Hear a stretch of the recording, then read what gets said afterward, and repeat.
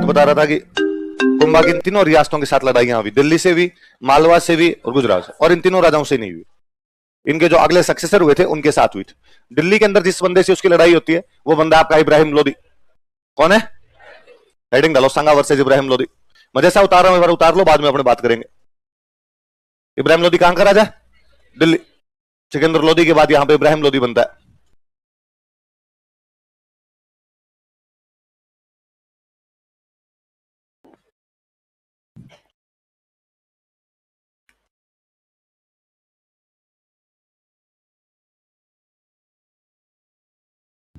Battle of Khatauli, Kota के अंदर एक जगह पड़ती है खातोली, 1517 में।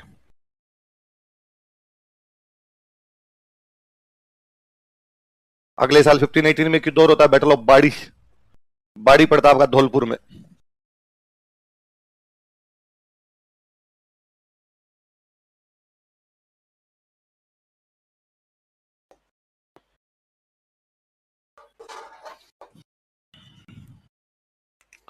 संगा की दिल्ली की कौन से सुल्तान से लड़ाइयां हो रही है बताओ देखे? इब्राहिम लोदी। कौन कौन से युद्ध में? खातोली का युद्ध और बाड़ी का युद्ध। खातोली कहां पे? कोटा में। और बाड़ी कहां पे? खातोली का युद्ध कब हुआ? 1517। और बाड़ी का युद्ध कब हुआ? 1518। एक साल के डिफरेंस में ना।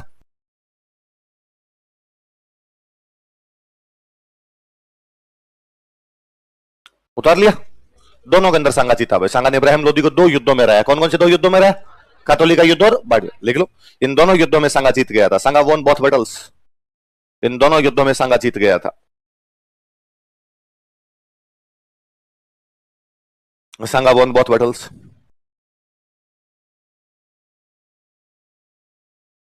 दोनों युद्धों में कौन जीत गया था? संगा जीत गया था। कौन कौन से 2 युद्ध वापस बता दो एक बार। खातोली का युद्ध और बाड़ी। खातोली कहां पड़ता है? कोटा। बाड़ी कहां पे? खातोली कब हुआ है? 1517। और ये कब हुआ? 1500। किस किस के बीच की लड़ाइयां? इब्राहिम लोदी कहां का राजा? अब सांगा ने कहा मालवा वालों का, तुम आ जाओ इधर सीध में। मालवा का जो सुल्तान सांगा से लड़ने के लिए आया था उसका नाम है महमूद खिलजी। क्या नाम है? आपको सर ये तो कुंभा के टाइम था, तो वो भाई महमूद खिलजी फर्स्ट है। और ये क्या मान लो आप, महमूद खिलजी सेकंड। हेडिंग डाल लो।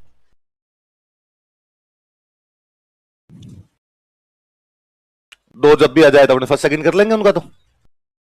और इन दोनों के बीच में जो लड़ाई हुई उस लड़ाई का नाम है गागरोन का युद्ध। गागरोन कहां पड़ता है? झालावाड़ के अंदर है ना, गागरोन का, बैटल ऑफ गागरोन। उसके अगले ही साल हो रही है मान लो अपना। वो 17, 18, तो अब क्या आ गया आपका 19। सांगन का गैप तो क्यों ही ले बीच में, जो करना है लगातार अटेम्प्ट ही दे लेते हैं। Battle of Gagron. गागरोन कहां पड़ता है आपका? झालावाड़। गागरोन में कौन कौन लड़ रहे हैं? 2 आदमी, सांगा और महमूद खिलजी सेकंड, जो कि कहां का सुल्तान है? मालवा का सुल्तान है।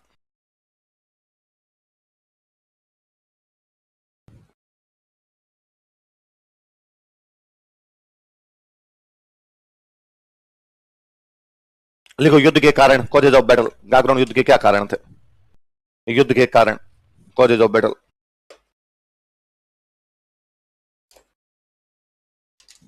कोई घिसे पीटे से कारण लिखना। लिखो दोनों अपने साम्राज्य का विस्तार करना चाहते थे। Both of them wanted to expand their territory, their empires. दोनों अपने साम्राज्य का विस्तार करना चाहते थे, बोथ ऑफ देम। ये नहीं चल रही, स्क्रीन नहीं चल रही। लिखो तो एक बार, तो मैं लिख ही नहीं रहा कुछ, जो बोल रहा हूं लिखो तो सुनीला जाएगा, चलाएंगे ना। दोनों अपने साम्राज्य का विस्तार करना चाहते थे। कहां बाहर वो भैया खड़े हैं क्या कार्ड चेक करने वाले? कोई बजरंग, ये क्यों नहीं चल रही स्क्रीन? दोनों अपने साम्राज्य का विस्तार करना चाहते थे, both of them wanted to expand their empire. दूसरा लिखो, मेवाड़ तथा मालवा में लंबे समय से दुश्मनी चली आ रही थी। There had been a rivalry between Mewar and Malwa for a long time. There had been a rivalry between Mewar and Malwa for a long time. Mewar तथा मालवा में लंबे समय से दुश्मनी चली आ रही थी। There had been a rivalry between Mewar and Malwa for a long time. Mewar तथा मालवा में लंबे समय से दुश्मनी चली आ रही थी। 2 तो घिसे पीटे कारण हो गए, एक मैं ढंग का कारण बताता हूं। देखो इधर, ये मेवाड़, मेवाड़ के इधर टच करता हुआ आपके क्या लगता है? मालवा। मालवा की राजधानी हुआ करती मांडू। क्या राजधानी हुआ करती? मालवा में हम पढ़ रहे थे कि कुंभा के टाइम में यहाँ का जो राजा उसका नाम क्या है? महमूद खिलजी फर्स्ट। और सांगा के टाइम में जो आ गया वो कौन सा आ गया? महमूद खिलजी सेकंड। इन दोनों महमूद खिलजी के बीच में जो राजा बने थे वो बड़े बेलखने थे। मतलब कुंभा से सांगा के बीच में मालवा में जो राजा बने, जैसे कई नाम पढ़े हमने, नासिर शाह, एक का नाम पढ़ा हमने गयास शाह, ये बहुत कमजोर कमजोर टाइप के राजा है। जब राजा कमजोर होता है तब मंत्री पावरफुल हो जाते हैं। राजा कमजोर होता है तब उल्टा है। यदि राजा पावरफुल है तो मंत्री कमजोर रहेंगे, यदि मंत्री पावरफुल है तो राजा क्या हो जाएगा? कमजोर। या उल्टा कह दो कि राजा यदि कमजोर है तो मंत्री हमेशा क्या होंगे? वो धाक जमाएंगे। इसका मतलब राजा कुछ आता नहीं है, मंत्री अपने हिसाब से चलाने की कोशिश करेंगे, और यदि राजा पावरफुल है तो मंत्रियों की नहीं चले। ये वो मैं हमेशा एग्जांपल देता ही हूं कि मनमोहन सिंह जी वाली गवर्नमेंट थी, अपने सारे मंत्रियों के नाम जानते थे, डेली किसी ना किसी मंत्री का अखबार में नाम आता। पी चिदम्बरम ने ये कहा, प्रणब मुखर्जी ने ये कहा, या और किसी कपिल सिब्बल ने ये कहा, किसी ना किसी मंत्री का डेली नाम आता। अब तो पता ही नहीं चलता कोई मंत्री होता भी है क्या। अब भाई अकेला ही है तो मैं कर लूंगा सब कुछ ही। विदेश विदेश में जाऊंगा, विदेश मंत्री का तू देश में रहेगा, तेरा नाम विदेश मंत्री है पर तू विदेश नहीं जाएगा, कर विदेश जाने का काम मेरा है ना। तो सारे घोषणा खुद भाई अकेला ही कर लेता है, क्योंकि राजा पावरफुल है तो मंत्री क्या उसके कमजोर। और ये कहिए यदि राजा कमजोर हो तो मंत्री हमेशा क्या होंगे? पावरफुल हो जाएंगे। तो वो का वो यहां था। तो यहाँ महमूद खिलजी फर्स्ट से सेकंड के बीच में मालवा में जितने भी सुल्तान बने वो क्या थे? कमजोर। तो एक मंत्री बड़ा पावरफुल हो गया। यहाँ पे एक जगह पड़ती थी मालवा के अंदर, चंदेरी। कौन सी जगह थी? और यहाँ चंदेरी का एक बंदा था जो यहाँ मंत्री बना हुआ था, उस बंदे का नाम था मेदिनी राय। क्या नाम बंदे का? कहां का मेदिनी राय? चंदेरी का। चंदेरी कौन से रियासत में पड़ता है? मालवा। और वहां का एक बंदा यहाँ का मंत्री बन गया, उसका नाम क्या है? मेदिनी राय। मेदिनी राय कहां का है? चंदेरी का। ये इतना पावरफुल हो गया कि महमूद खिलजी फर्स्ट से महमूद खिलजी सेकंड के बीच में जो सुल्तान बने उनको बनाने वाला यदि कोई आदमी है तो वो कौन है? अब इसके जिसके जी में आता उसको राजा बना देता। थोड़े दिन बाद इसको लगता है यार ये मेरी बात नहीं मान रहा, हटाया, उसके बेटे को बना दिया, या पहले वाले के बेटे को बना दिया, दूसरे वाले के भतीजे को बना दिया। एक को हटाता, दूसरे को बनाता, तीसरे को हटाता, चौथे को बनाता। इवन ये महमूद खिलजी सेकंड जो बना हुआ है इसको भी बनाने वाला बंदा कौन है? महमूद खिलजी सेकंड किसकी सहायता से बनता है? मेदिनी राय। मेदिनी राय कहां का रहने वाला है? लेकिन महमूद खिलजी सेकंड जब बैठ गया, चला बेदंग, महमूद खिलजी सेकंड जब बन गया एक बार, यहां पे स्टैब्लिश हो गया, उसके बाद उसने मेदिनी राय की बातें माननी बंद कर दी। मेदिनी राय ने एक दो बार कहा ये कर ये कर, उसने कहा तू कौन होता है? तो मैं बताऊंगा यहाँ पे क्या करना है क्या नहीं करना। उसने कहा अच्छा काल मरी आज भूतनी होगी, मंत्री है मंत्री की तरह रहेगा, मेरे पे ज्यादा ताम झाम चलाने की आवश्यकता नहीं है। अब उनके अंदर मंत्री और राजा में बीच में क्लेश रहने लगा। तो बाद में मेदिनी राय एक दिन लड़ाई करता है, लड़ाई करके वापस अपना चंदेरी चला जाता है। कहां चला जाता है? चंदेरी। महमूद खिलजी ने कहा मैं तेरे को चंदेरी में भी नहीं रहने दूंगा, और महमूद खिलजी ने उसको चंदेरी से भी भगा दिया। अब कहां पे जाए भाई मेदिनी राय? तो दुश्मन का दुश्मन अच्छा दोस्त होता है। पड़ोस में इधर क्या पड़े आपका? मेवाड़। मेवाड़ का राजा कौन है? सांगा। मेवाड़ वालों की मालवा वालों की आपस में बनती नहीं है, तो मेदिनी राय भाग के किसके पास आ गया? सांगा। और सांगा कहा कि भाई रहने का जुगाड़ी नहीं है, मेरे पास चंदेरी थी, चंदेरी महमूद खिलजी सेकंड ने मेरे से छीन ली, अब मैं रहूं कहां? तो सांगा ने उसको रहने के लिए किला दे दिया गागरोन। कौन सा किला दे दिया? तो मेदिनी राय कहां पे जाके बैठ गया? ये अपने इस बाउंड्री के ऊपर एकदम किला पड़ता है, यहाँ पे इस साइड के अंदर गागरोन, और इसको गागरोन का किला दे दिया कि तू जाके गागरोन में रह जा। अब महमूद खिलजी सेकंड को पता चला कि अपना जो दुश्मन है मेदिनी राय वो आजकल कहां पे रहता है, तो महमूद खिलजी सेकंड ने कहां पर अटैक कर दिया? गागरोन। तो वास्तव में महमूद खिलजी सेकंड मेदिनी राय से लड़ने आया है। किसे लड़ने आया? मेदिनी राय, जो कि कहां का था लेकिन आजकल कहां पे रह रहा है, और उसकी सहायता कौन कर रहा है? महमूद खिलजी सेकंड ने गागरोन पर अटैक किया मेदिनी राय से लड़ने के लिए, जो कि चंदेरी का है तथा उसका विद्रोही होकर यहाँ पे सांगा के पास बैठा हुआ है। अब जैसे वो इधर गागरोन की तरफ आया तो महमूद खिलजी सेकंड तो किसके पीछे कूद रहा है? सांगा के। तो उसने सांगा को फोन मिला कि भाई लड़ाई होगी, फटाफट आ जा। तो सांगा ने कहा तू चिंता मत कर, मैं आ रहा हूं। सांगा पहुंचा, चिंता अगला करे तू क्यों करे? सांगा वहां पे पहुंचा और सांगा ने जाके वहां पे महमूद खिलजी सेकंड को गागरोन के युद्ध में हरा दिया। तो सांगा वास्तव में किसकी तरफ से लड़ने के लिए गया था? वो कहां का रहने वाला था? किसके खिलाफ विद्रोह करके भागा था? महमूद खिलजी सेकंड। लिखो एक तीसरा पॉइंट, काम का पॉइंट, ये स्टार लगाना इसके। सांगा चंदेरी की मेदिनी राय की सहायता कर रहा था। सांगा चंदेरी की मेदिनी राय की सहायता कर रहा था। सांगा was helping Medini Rai of Chanderi. सांगा चंदेरी की मेदिनी राय की सहायता कर रहा था। सांगा was helping Medini Rai of Chanderi.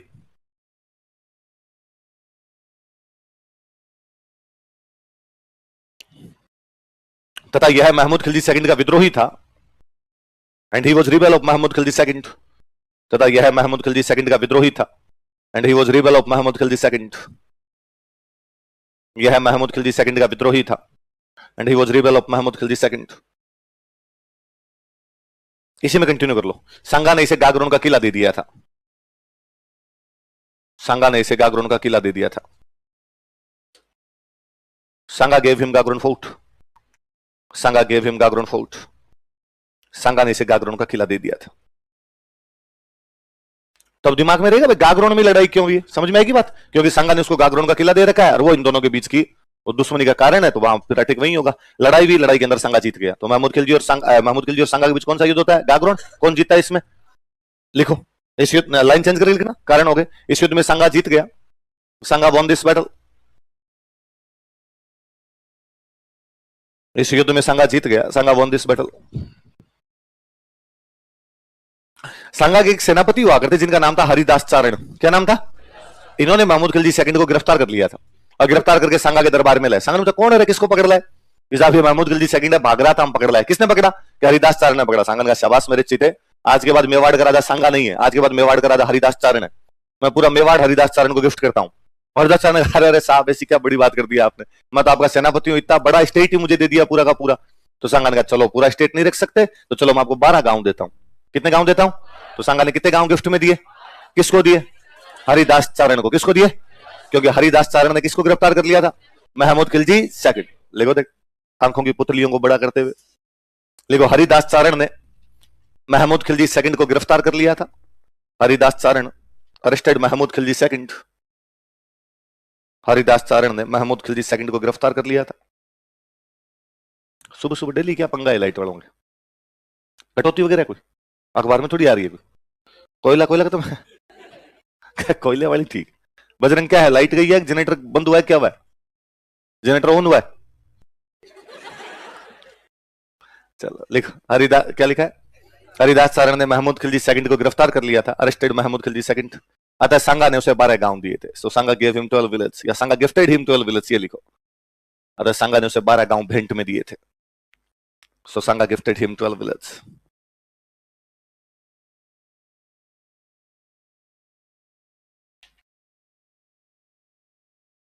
तो ये भाई मालवा वालों के साथ लड़ाई। तो संगा ने दिल्ली की कौन से सुल्तान को हराया? इब्राहिम लोदी। कौन कौन से 2 युद्धों में? एक तो खातौली का युद्ध और एक बाड़ी। खातौली कब हुआ? 1570। बाड़ी कब हुआ? 1518। दोनों में कौन जीता? संगा। संगा का मालवा वालों के साथ कौन से सुल्तान से लड़ाई हुई? महमूद खिलजी सेकंड से। कौन सा युद्ध हुआ? गागरोन कहां पड़ता है? गागरोन का युद्ध कब हुआ? ये चंदेरी के कौन से राजा को लेके हुआ? मेदिन राय को। इस युद्ध में भी कौन जीता? तो दिल्ली वालों को हरा दिया, मालवा वालों को हरा दिया। अब किसका नंबर लगाए? गुजरात में इन दिनों जो राजा राज कर रहा था उसका नाम था मुजफ्फर शाह। क्या नाम था? क्या नाम है? मुजफ्फर शाह सेकंड। कौन था? सुन लो, एक 2-4 मिनट बाद सुन लो, फिर अपने पढ़ ले। मुजफ्फर शाह सेकंड।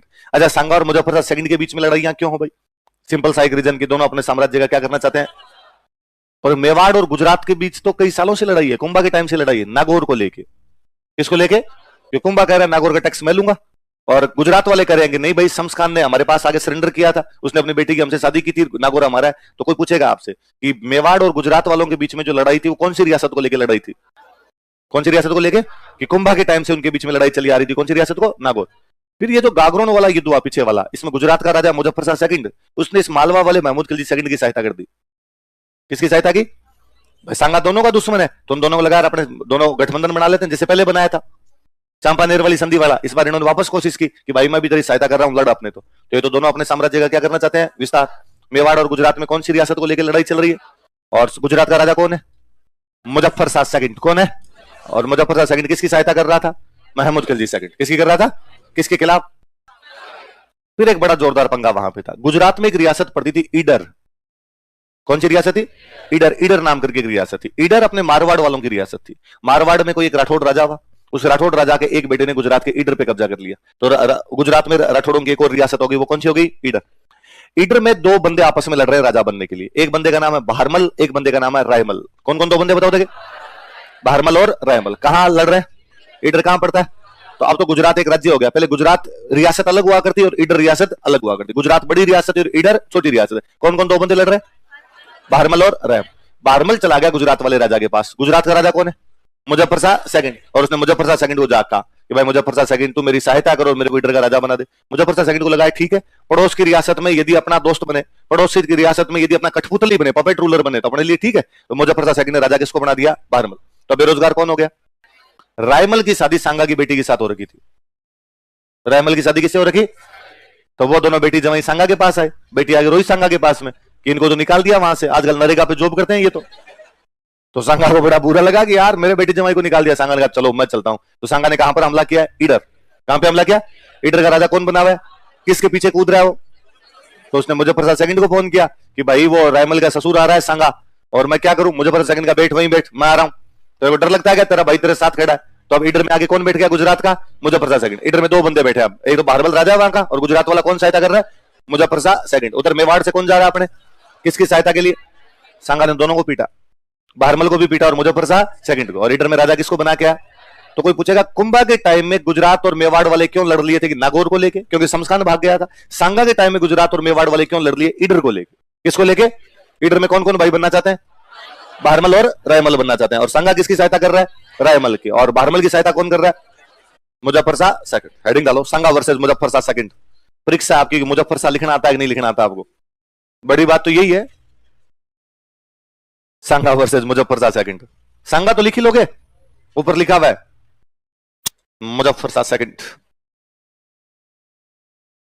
नहीं लिखा जाएगा तो मैं लिख दूंगा, आपने नीचे लिखो, इसे तीर लगा लिखो, ईडर का युद्ध। ईडर का युद्ध, ईडर गुजरात में जगह पड़ती है, ई बड़ी लिखना, ईडर का युद्ध। और ईडर भी नहीं लिखा जाए थोड़ी देर में देख लेना, छोड़ देना आपने एक बार। समस्या तो गंभीर है तो आपके, आप अपना नाम पता नहीं कैसे लिख लेते हो ईडर का। अच्छा, खातोली कब हुआ, 1517। बाड़ी कब हुआ, 1518। गागरोन कब हुआ, सांगन का गैप नहीं बीच में, 1520 लिखो, 1520। सांगन कंटिन्यूटी नाम की भी कोई चीज होती है। देखो, युद्ध के कारण, कॉजेज ऑफ बैटल, युद्ध के कारण।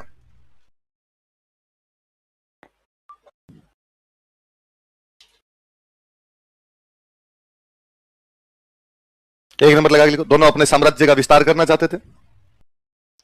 Both of them wanted to expand their empires. दोनों अपने साम्राज्य का विस्तार करना चाहते थे। Both of them wanted to expand their empire.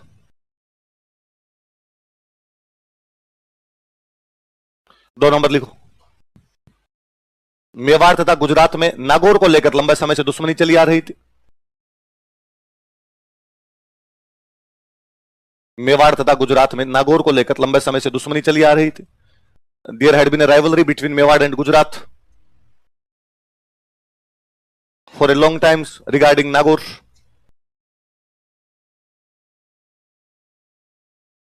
Mewar तथा गुजरात में नागौर को लेकर लंबे समय से दुश्मनी चली आ रही थी। There had been a rivalry between Mewar and Gujarat for a long time regarding Nagaur. Mewar तथा गुजरात में नागौर को लेकर लंबे समय से दुश्मनी चली आ रही थी। तीसरा लिखो, मुजफ्फर सेकंड सांगा के खिलाफ महमूद खिलजी सेकंड की सहायता कर रहा था। Muzaffar second was helping Mahmud Khilji second against Sanga. Muzaffar second Sanga के खिलाफ महमूद खिलजी सेकंड की सहायता कर रहा था। Muzaffar second was helping Mahmud Khilji second against Sanga. Sanga के खिलाफ महमूद खिलजी सेकंड की सहायता कर रहा था। मुजफ्फर सेकंड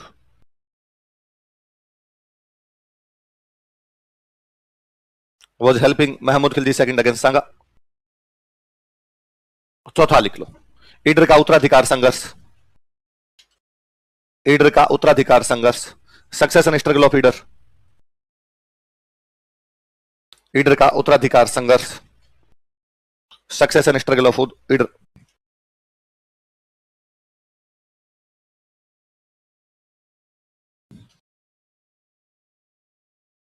कौन कौन 2 बंदे लड़ रहे हैं बताओ, देखे, भारमल और रायमल।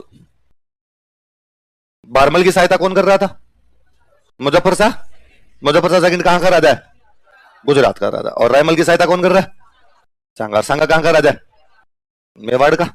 उतार लो ऐसे जैसे मैंने लिखा।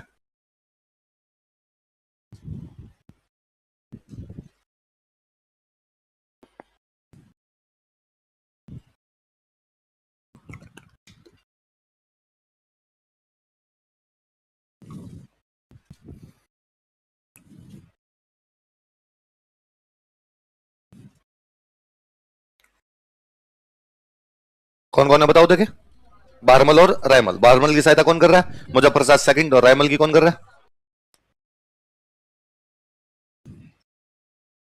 नीचे एक लाइन चेंज करके लिख लो। इस युद्ध में भी सांगा जीत गया। सांगा ऑल्सो वन दिस बैटल। इस युद्ध में भी सांगा जीत गया। सांगा ऑल्सो वन दिस बैटल। इस युद्ध में भी सांगा जीत गया। सांगा ऑल्सो वन दिस बैटल। तो सांगा किसको राजा बना के आ गया? रायमल। हालांकि रायमल थोड़े दिन बाद मर ही जाता है, और रायमल मर गया तभी बहारमल सांगा के पास है। उसने कहा साहब मैं भी रिश्तेदार तो लगता ही हूं आपका, आपके जवाई का भाई तो मैं भी लगता हूं, ऐसे क्या कर रहे हो आप? तो बाद में सांगा ने बहारमल को राजा बना दिया था। किसको बना दिया था? तो पर जब बहारमल रायमल की लड़ाई थी उसमें सांगा किसको सपोर्ट कर रहा था? तो सांगा दिल्ली के कौन से सुल्तान को हराता है? इब्राहिम लोदी। कौन कौन से युद्धों में? खातोली और बाड़ी। खातोली कब है? 1517। बाड़ी कब है? 1518। वो मालवा के कौन से सुल्तान को हराता है? महमूद खिलजी सेकंड। कौन से युद्ध में? गागरोन। गागरोन कहां पड़ता है? झालावाड़। कब हुआ था युद्ध? वो गुजरात के कौन से सुल्तान को हराता है? मुजफ्फर शाह सेकंड। कौन से युद्ध के अंदर? ईडर। ईडर कब हुआ? 1504 साल। आसपास की तीनों रियासतों को उसने ढंग से सल्टाया एकदम। अब न तो गुजरात की हिम्मत है, न मालवा की हिम्मत है, ना दिल्ली की हिम्मत है, किसके खिलाफ लड़ाई करे? सांगा। अब सांगा आराम से बैठा हुआ, आपने आसपास वाली रियासतों का टंटा उसने क्या कर दिया? खत्म। इधर एक नया लफड़ा चल रहा है दिल्ली के अंदर। दिल्ली में इब्राहिम लोदी राजा है। राजा कौन है? ये लोदियों का तीसरा राजा है। इस लोदी वंश का स्थापना करने वाला बंदा था बहलोल लोदी। कौन था? ये लोदी अफगान थे। लोदी कौन थे? घोड़ों का व्यापार करते किसी टाइम में, धीरे धीरे राजाओं के सेनापति बने, और सेनापति बनते बनते यहां के क्या बन गए? राजा। अफगानों के अंदर एक रूल था कि राजा वाजा कुछ नहीं होता, सारे बराबर है, सारे लोग बराबर है, बस ठीक है एक बंदे को राजा घोषित कर दो, पर उसकी भी उतनी पावर है जितनी पावर बाकी लोगों की। इसलिए बेचारा बहलोल लोदी तो कभी सिंहासन पे भी नहीं बैठता था, बाकी अपने सामंतों के साथ नीचे बैठता था, और सामंत बहलोल लोदी को धमकाते और थे, और बहलोल लोदी तो अक्सर रोने लग जाता सामंतों के सामने। और वैसे यार जनता के सामने तो मत धमकाया करो, लोगों के सामने बेइज्जती कर दी थी, इस्तीफा ले लो मेरा, मुझे नहीं बनना राजा। सामंत वापस गए, थप्पड़ मारेंगे, तू ही रहेगा राजा। बकवास करता है, राजा नहीं बनूंगा। तो बेचारा बहलोल लोदी वैसे रहा करता था। पर बहलोल लोदी मरा तो उसके बाद उसका बेटा बना सिकंदर लोदी। कौन था? अब बहलोल लोदी तो रूट लेवल से ऊपर आया था, इसलिए बाकियों की बड़ी इज्जत किया करता, पर सिकंदर लोदी तो राजा का बेटा है, उसमें थोड़ा बहुत एटीट्यूड था कि यार मेरा बाप राजा था, बाकी वाले थोड़ी राजा थे, तो उसमें थोड़ा थोड़ा एटीट्यूड था, तो उसने अफगानों को एटीट्यूड दिखाना शुरू किया, तो अफगान थोड़े थोड़े थोड़े थोड़े नाराज रहने लग गए। सिकंदर लोदी के बाद में बन गया यहाँ पे इब्राहिम लोदी। उसका तो बाप भी राजा था, उसका तो दादा भी राजा, उसमें एटीट्यूड और ज्यादा भयंकर था, इसलिए उसने अफगानों की बातें माननी बंद कर दी। इसलिए इसके दो चाचा है, एक का नाम है दौलत खान लोदी, एक का नाम है आलम खान लोदी। क्या नाम है? और उनको बड़ा बुरा लगता यार, हम आते हैं तो इब्राहिम खड़ा ही नहीं होता दरबार में, सिंहासन से खड़ा हो जाना चाहिए इसको, हम चाचा लगते हैं इसके। और इब्राहिम लोदी ने कहा कि चाचा वाचा कुछ नहीं, मैं राजा हूं, उल्टा मैं आता हूं तो तुम खड़े हो जाया करो दोनों, वरना गठिया का इलाज कर दूंगा मैं दोनों के तुम्हारे। तो वहां इन चाचाओं के भतीजों के बीच में तनातनी चले। इनको लगता, दौलत खान लोदी और आलम खान लोदी को लगता अगर इब्राहिम को मार दें और इब्राहिम को मार के अपने में से कोई राज करे, अफगानों का राज अपने हाथ के अंदर आ जाए। पर हटाया कैसे जाए? इब्राहिम लोदी भी शक्तिशाली पड़ रहा है चाचाओं की तुलना के अंदर। तो इधर एक घटनाक्रम और चेंज हो रहा है। उज्बेकिस्तान के अंदर एक जगह पड़ती है समरकंद। कौन सी जगह? कौन से देश में? उज्बेकिस्तान। उज्बेकिस्तान के इधर लगता है अफगानिस्तान, अफगानिस्तान के आगे आपका पाकिस्तान, और पाकिस्तान के आगे अपना क्या जाए? इंडिया आ जाए। सीधा सा सिस्टम था। उज्बेकिस्तान है, ये अफगानिस्तान है, ये आज का जिसको पाकिस्तान कहते हैं, और ये अपना क्या है? इंडिया। यहां उज्बेकिस्तान की राजधानी कौन सी है? समरकंद। समरकंद में एक बंदा राजा बनना चाहता है, बाबर। कौन राजा बनना चाहता है? इसको इसका चाचा पीट रहा है, इसका चाचा इसको वहां का राजा नहीं बनने दे रहा है। इब्राहिम लोदी अपने चाचाओं से परेशान है, बाबर अपने चाचा से परेशान है। उस चाचा ने इस इब्राहिम लोदी को इतना पीटा, भयंकर पीटा, कि उसको भगाई दिया बेचारे को वहां से, बाबर को, और ये भाग के इधर अपने अफगानिस्तान वाली साइड में आ गया, और यहां किसी एक छोटे मोटे गांव के अंदर आके पड़ा हुआ था। ये फरगना। कौन से गांव में पड़ा? बाबर अफगानिस्तान काबुल के पास में कोई फरगना नाम का गांव है, उस फरगना नाम के गांव के अंदर उसने शरण ले रखी है, छोटा मोटा अपना राज्य स्थापित कर रखा है, और उसका सपना एक ही है, मुझे कब्जा कहां पर करना है? यार हमारा समरकंद हमारी राजधानी है बाप दादाओं की, वहां कब्जा करूंगा, चाचा क्यों बड़े, मैं बनूंगा। इसलिए बाबर यहाँ फरगना से थोड़ा बहुत टैक्स वैक्स लेता, अपनी शक्ति बटोरता, समरकंद पे अटैक करता, चाचा फिर पीटता, वापस आ जाता, बाबर फिर हिम्मत करता, थोड़े दिनों में वापस जाता। थोड़े दिनों में बाबर की एक बात समझ में आई कि यार पार नहीं पड़ेगी, समरकंद पे तो अपने राज नहीं कर पाए, यदि समरकंद पे राज नहीं कर पाएंगे तो खाएंगे क्या? फरगना के अंदर तो कुछ होता ही नहीं, फरगना तो एकदम फरगना ही है, कोई ढंग की चीज ही नहीं है जहां से आप टैक्स ले सको। तो बाबर ने लूटपाट करनी शुरू कर दी, और बाबर ने अपने पाकिस्तान पे हमले किए। कहां पे हमले किए? उसने पाकिस्तान में 4 अटैक किए, ये पेशावर, लाहौर, बेहरा, बाजौर, पंजाब वाला जो इलाका था, इस पंजाब वाले इलाके पे उसने अटैक करने शुरू किए, क्योंकि अपने वाले पंजाब में जब इतनी अच्छी फसलें हैं तो पाकिस्तान वाला पंजाब और हरा भरा है, उसमें जा भाई सारी नदियां तो उधर ही जा रही है, 500 की 500, अपने पास तो बची नहीं है नदियां, तो पाकिस्तान वाले पंजाब में वाकई बहुत अच्छी फसलें होती है। इसलिए पाकिस्तान वाले पंजाब पे अटैक करता, किसानों से लूटपाट करता, और लूटपाट करके हाथों हाथ भाग जाता। मतलब आया, कोई 5-7 थप्पड़ मारे किसी के, उसे रुपए लिए और रुपए लेके भाग गया। कई दिन फरगना में बैठे बैठे खाए, थोड़ी बहुत हिम्मत करके वापस समरकंद की तरफ गया, चाचा से वापस मार खाई, वापस फरगना आ गया, फिर पाकिस्तान की तरफ अटैक किया, फिर टैक्स लेके गया। ऐसे इसने 4 हमले कर लिए। कितने हमले कर लिए? अपनी कंडीशन अलग, अपने दिल्ली के अंदर बैठा हुआ इब्राहिम लोदी, और इब्राहिम लोदी को 2 आदमी उसके चाचा हटाना चाहते हैं, दौलत खान लोदी और आलम खान लोदी, पर उनकी अकेले पार। उन लोगों ने इस बाबर से कॉन्टेक्ट किया कि क्या रे बाबर, क्या छोटे छोटे हमले करता रहता है, यहाँ पेशावर, बेहरा, बाजौर पे आता है, थप्पड़ मार मार के वापस भाग जाता है, थोड़ा बड़ा कर यार कुछ इंडिया की तरफ। और इंडिया की तरफ आके तेरे को ज्यादा धन दिलवाते हैं, इब्राहिम लोदी से लड़ तू। तो उसने कहा यार उधर चाचा पीट रहा है, इधर इब्राहिम लोदी ने पीट दिया तो मैं तो ठीक है यार, बीच के अंदर ही थोड़ा बहुत जो मिलता है ले लुआ के मेरा भाग जाता हूं, कहा हम तेरे साथ है। और बाबर को हौसला मिला कि अफगानों की सेना में खुद में ही फूट है, यदि खुद के अंदर फूट है तो मुझे चल लेना चाहिए। तो वो पंजाब क्रॉस कर लेता है, पंजाब पे अटैक कर रहा था, पंजाब क्रॉस करता है। पंजाब क्रॉस करके जैसे इंडिया के अंदर घुसा तो इब्राहिम लोदी की आंखें खुली कि यार वो इंडिया की तरफ आ रहा है, अपनी तरफ आ रहा है इधर। तो इब्राहिम लोदी ने पूछा भाई तू इधर कैसे आ रहा है, तू हमारा पंजाब कैसे क्रॉस कर गया? तो उसने कहा पंजाब छोड़ मैं तो दिल्ली आऊंगा। तो इब्राहिम लोदी बेचारा दिल्ली से बाहर निकलता है, वो इधर पंजाब से आ रहा है, ये इधर दिल्ली से जा रहा है, तो बीच में आएगा आपका हरियाणा। तो हरियाणा में एक जगह पड़ती है पानीपत। कौन सी जगह? तो बाबर और इब्राहिम लोदी के बीच में होता है पानीपत का पहला युद्ध। कौन सा युद्ध होता है? पहला पानीपत का पहला। मैंने कभी पहले भी बताई होगी कि मुसलमान राजा कभी खुद युद्ध करने जाते ही नहीं थे, हमेशा उनकी सेना ही लड़ा करती थी, वो केवल पीछे बैठ के नजारा ही देखते थे। वो बताते भाई तू ऐसे लड़ ले, तू ऐसे लड़ ले, अब तू जा, अब वापस आजा, बाहर आजा, तू आगे जाके लड़ ले। वो केवल डिक्टेट ही किया करते पीछे से। पर इस बार इब्राहिम लोदी घिरा हुआ था, क्योंकि इब्राहिम लोदी के चाचा ने उसके खिलाफ है, इसलिए इब्राहिम लोदी बेचारा खुद लड़ने के लिए जाता है। इसलिए अपने भारत के मुसलमान राजाओं में इब्राहिम लोदी एकमात्र राजा जो युद्ध में लड़ता हुआ मारा गया था। वो पानीपत के पहले युद्ध में मर ही जाता है, पानीपत के पहले युद्ध में मर गया लड़ता हुआ। तो बाबर ने अपने दिल्ली और आगरा पे कब्जा कर लिया। कहां कब्जा कर लिया? दिल्ली और आगरा। लोदियों के पास में दो जगह थी बड़ी, एक तो दिल्ली थी, एक उनकी राजधानी कौन सी थी? आगरा। तो लोदियों ने आगरा को राजधानी बना लिया था, पर दिल्ली भी इनका बड़ा केंद्र था। दिल्ली आगरा पे दोनों कब्जा कर लिया।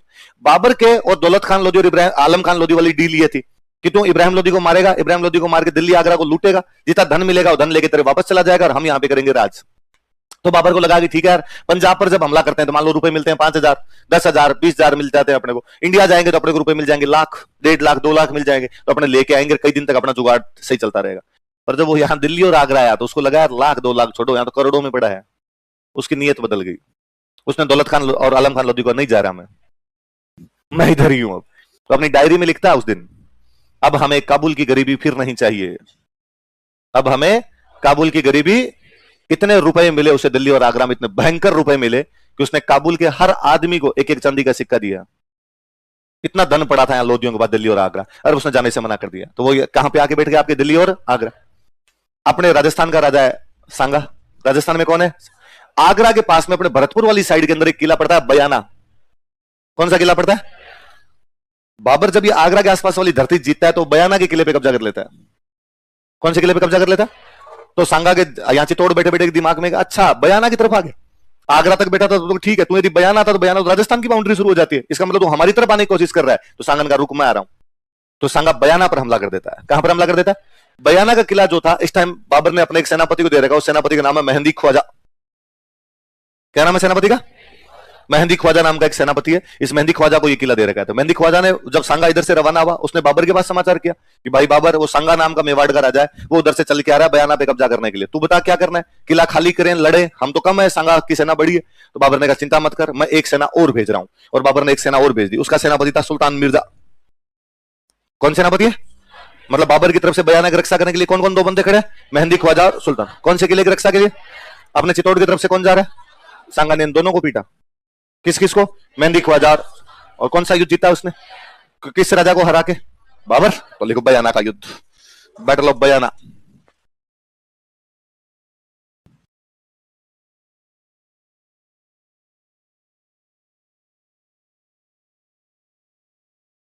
सोलह फरवरी 1527, वैलेंटाइन डे के ठीक 2 दिन बाद बैटल ऑफ बयाना। बयाना भरतपुर में एक जगह पड़ती है अपने।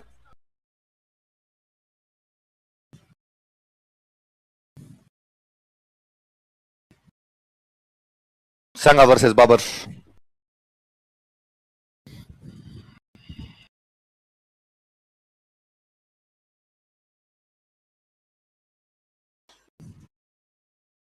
बाबर ने किला किसको दे रखा था? अभी बताया मैंने आपको, मेहंदी ख्वाजा। किसको दे रखा? नीचे लिखो, एक लाइन लिखो। इस समय बयाना का किला मेहंदी ख्वाजा के पास था। This time Bayana fort was under control in Mehndi Khwaja. इस समय बयाना का किला मेहंदी ख्वाजा के पास था। This time Bayana fort was under control in Mehndi Khwaja.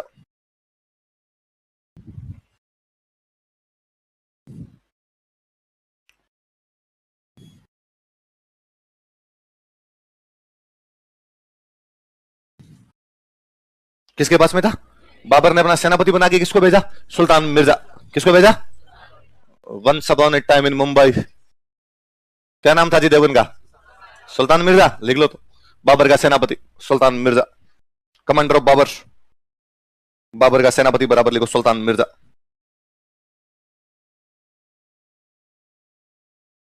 Babar का सेनापति सुल्तान मिर्जा। कौन है बाबर का सेनापति? नीचे एक लाइन लिख लो। इस युद्ध में भी सांगा जीत गया। सांगा ऑल्सो वन दिस बैटल। इस युद्ध में भी सांगा जीत गया।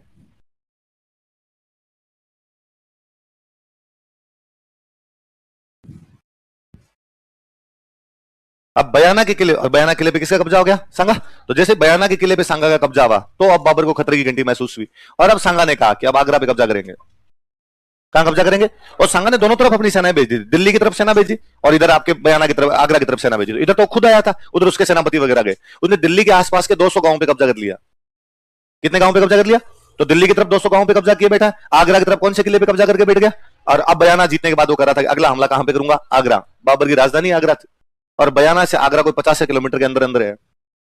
और अब उसको लगा, बाबर को लगा कि अब ये डाकी मारेगा, ये अपने पे हमला करे, इससे अच्छा अपने इस पे क्या कर देते हैं हमला। तो उसने कहा भाई आगरा तक तो मैं आने नहीं दूंगा, मैं सामने चल के आ रहा हूं। इसलिए बयाना आगरा के बीच की एक लोकेशन है खानवा। कौन सी लोकेशन है? तो फिर बाबर और सांगा के बीच में कौन सी लड़ाई होती है? सांगा निश्चिंता, सांगा ने कहा आजा, तू ही आजा, फिर मैं बैठा हूं, वेट ही कर रहा हूं तेरा यहाँ पे। तो कौन सा युद्ध होता है बाद में इनके बीच में? लिख लो अगला, खानवा का युद्ध, बैटल ऑफ खानवा। अपने भरतपुर में एक जगह पड़ती है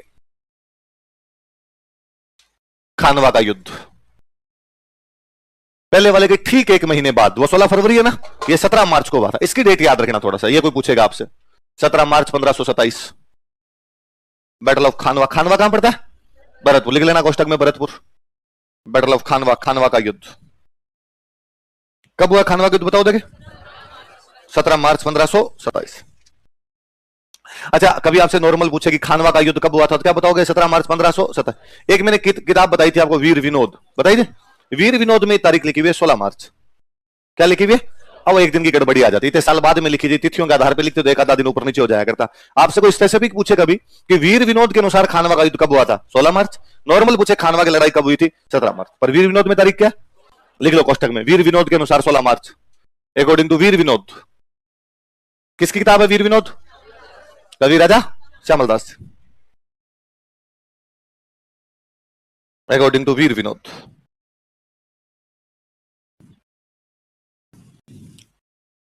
लिख लो खानवा के युद्ध में सांगा वर्सेस बाबर।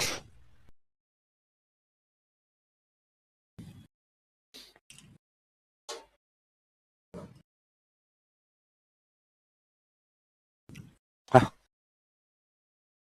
इब्राहिम लोदी को 2 बार हराया, दिल्ली पे कब्जा नहीं किया। भारत ने पाकिस्तान को 4 युद्धों में हरा दिया। क्या पाकिस्तान पे कब्जा हो गया? हुआ कब्जा? नहीं हुआ, खत्म बात। हराने का मतलब कब्जे नहीं होते। हाँ हाँ, लिखो कारण, लिखो युद्ध के कारण।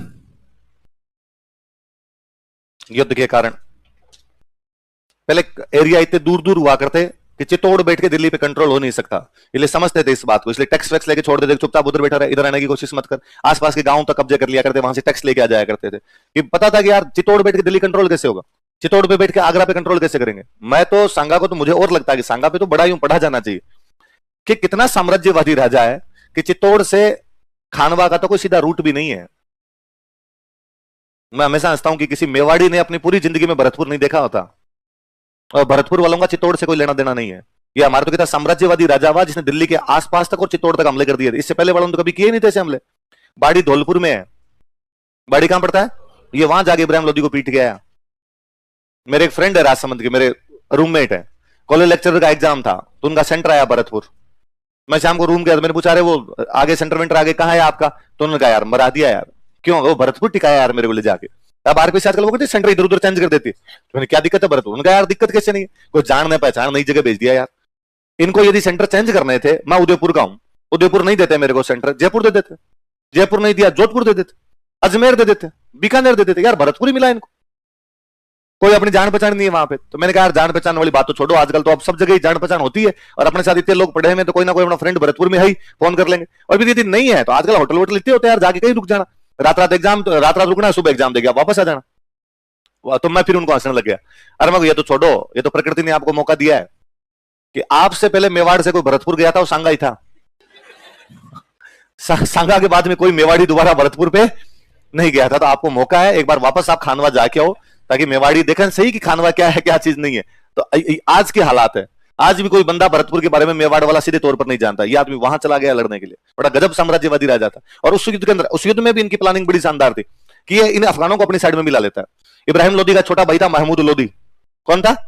तो वो तो इस खानवा वाले युद्ध से पहले सांगा के पास ही आ गया था। उसने सांगा को कहा भाई हम तेरी सहायता करेंगे। सांगा ने कहा ठीक है, यदि हम जीत गए तुम्हें आगरा दे देंगे। जीत गए क्या दे देंगे? क्योंकि वो जानता है कि भाई मैं चित्तौड़ बैठ के आगरा पे कंट्रोल कर नहीं सकता, इससे अच्छा लोदियों को आगरा वापस दे दूं और लोदियों को क्या बना लूं, मेरा दोस्त बना लूं, सामंत बना लूं मेरा। तो वो खानवा में लड़ने के लिए गया हुआ वहां पे, किससे? बाबर से। लिखो युद्ध के कारण।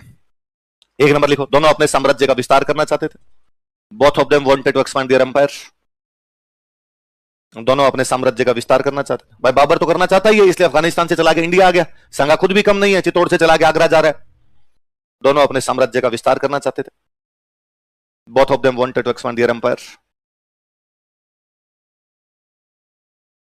2 नंबर लिखो, संगा ने बयाना के किले पर कब्जा कर लिया था। संगा कैप्चर्ड बयाना फोर्ट। संगा ने बयाना के किले पर कब्जा कर लिया था। संगा कैप्चर्ड बयाना फोर्ट। बयाना के किले पर कब्जा कर लिया था, अभी बताया था मैंने, बयाना के किले पर कब्जा कर लिया था। अभी मैं एक बात और बता रहा था कि सांगा ने दोनों साइड में सेना भेजी थी अपनी, बयाना की तरफ भी, मतलब इधर आगरा की तरफ भी, और दिल्ली की तरफ उसकी सेना कितने गांवों पर कब्जा कर लेती है? 200 गांवों से टैक्स लेके आती है। लिखो, सांगा ने दिल्ली के आसपास के 200 गांवों पर अधिकार कर लिया था। सांगा कैप्चर्ड 200 विलेज नियर दिल्ली। सांगा ने दिल्ली के आसपास के 200 गांवों पर अधिकार कर लिया था। सांगा कैप्चर्ड 200 विलेज नियर दिल्ली। अच्छा, बाबर भारत में किसको हरा के अपना शासन स्थापित कर रहा है? अफगानों कर रहा है। अफगानों कौन से नेता को उसने मार दिया? इब्राहिम लोदी। अब इब्राहिम लोदी का छोटा भाई है, उसका नाम है महमूद लोदी। क्या नाम है? और वो किसकी शरण में बैठा हुआ है? वही दुश्मन का दुश्मन अच्छा दोस्त होता है। लोदियों का नया नया दुश्मन कौन बनाया? बाबर। तो लोदियों ने किसकी सहायता करनी शुरू कर दी? लिखो, 4 नंबर लिखो, सांगा अफगानों के नेता महमूद लोदी के साथ गठबंधन बना रहा था। सांगा अफगानों के नेता महमूद लोदी के साथ गठबंधन बना रहा था। संगा was making an alliance with Afghan leader Mahmud Lodi. Cost लिख लेना, इब्राहिम लोदी का भाई। संगा अफगानों के नेता महमूद लोदी के साथ गठबंधन बना रहा था। संगा was making an alliance with Afghan leader Mahmud Lodi. संगा अफगानों के नेता महमूद लोदी के साथ गठबंधन बना रहा था। संगा was making an alliance with Afghan leader Mahmud Lodi. अफगानों के नेता महमूद लोदी के साथ क्या बना रहा था? गठबंधन बना रहा था। कौन? संगा। किसके साथ में? महमूद लोदी। महमूद लोदी किसका नेता बना हुआ? अफगानों का। वो किसका भाई है? इब्राहिम तो मर गया, इब्राहिम मर गया तो अफगानों का नेता अब कौन बन गया? और अफगानों को भी लगता है दिल्ली और आगरा हमारे, इस पे कब्जा क्यों करके बैठा भाई आपका बाबर, क्यों किया बैठा? तो अपनी सहायता कौन कर सकता है? संग। पढ़ो देखिए चारों कारण एक बार वापस।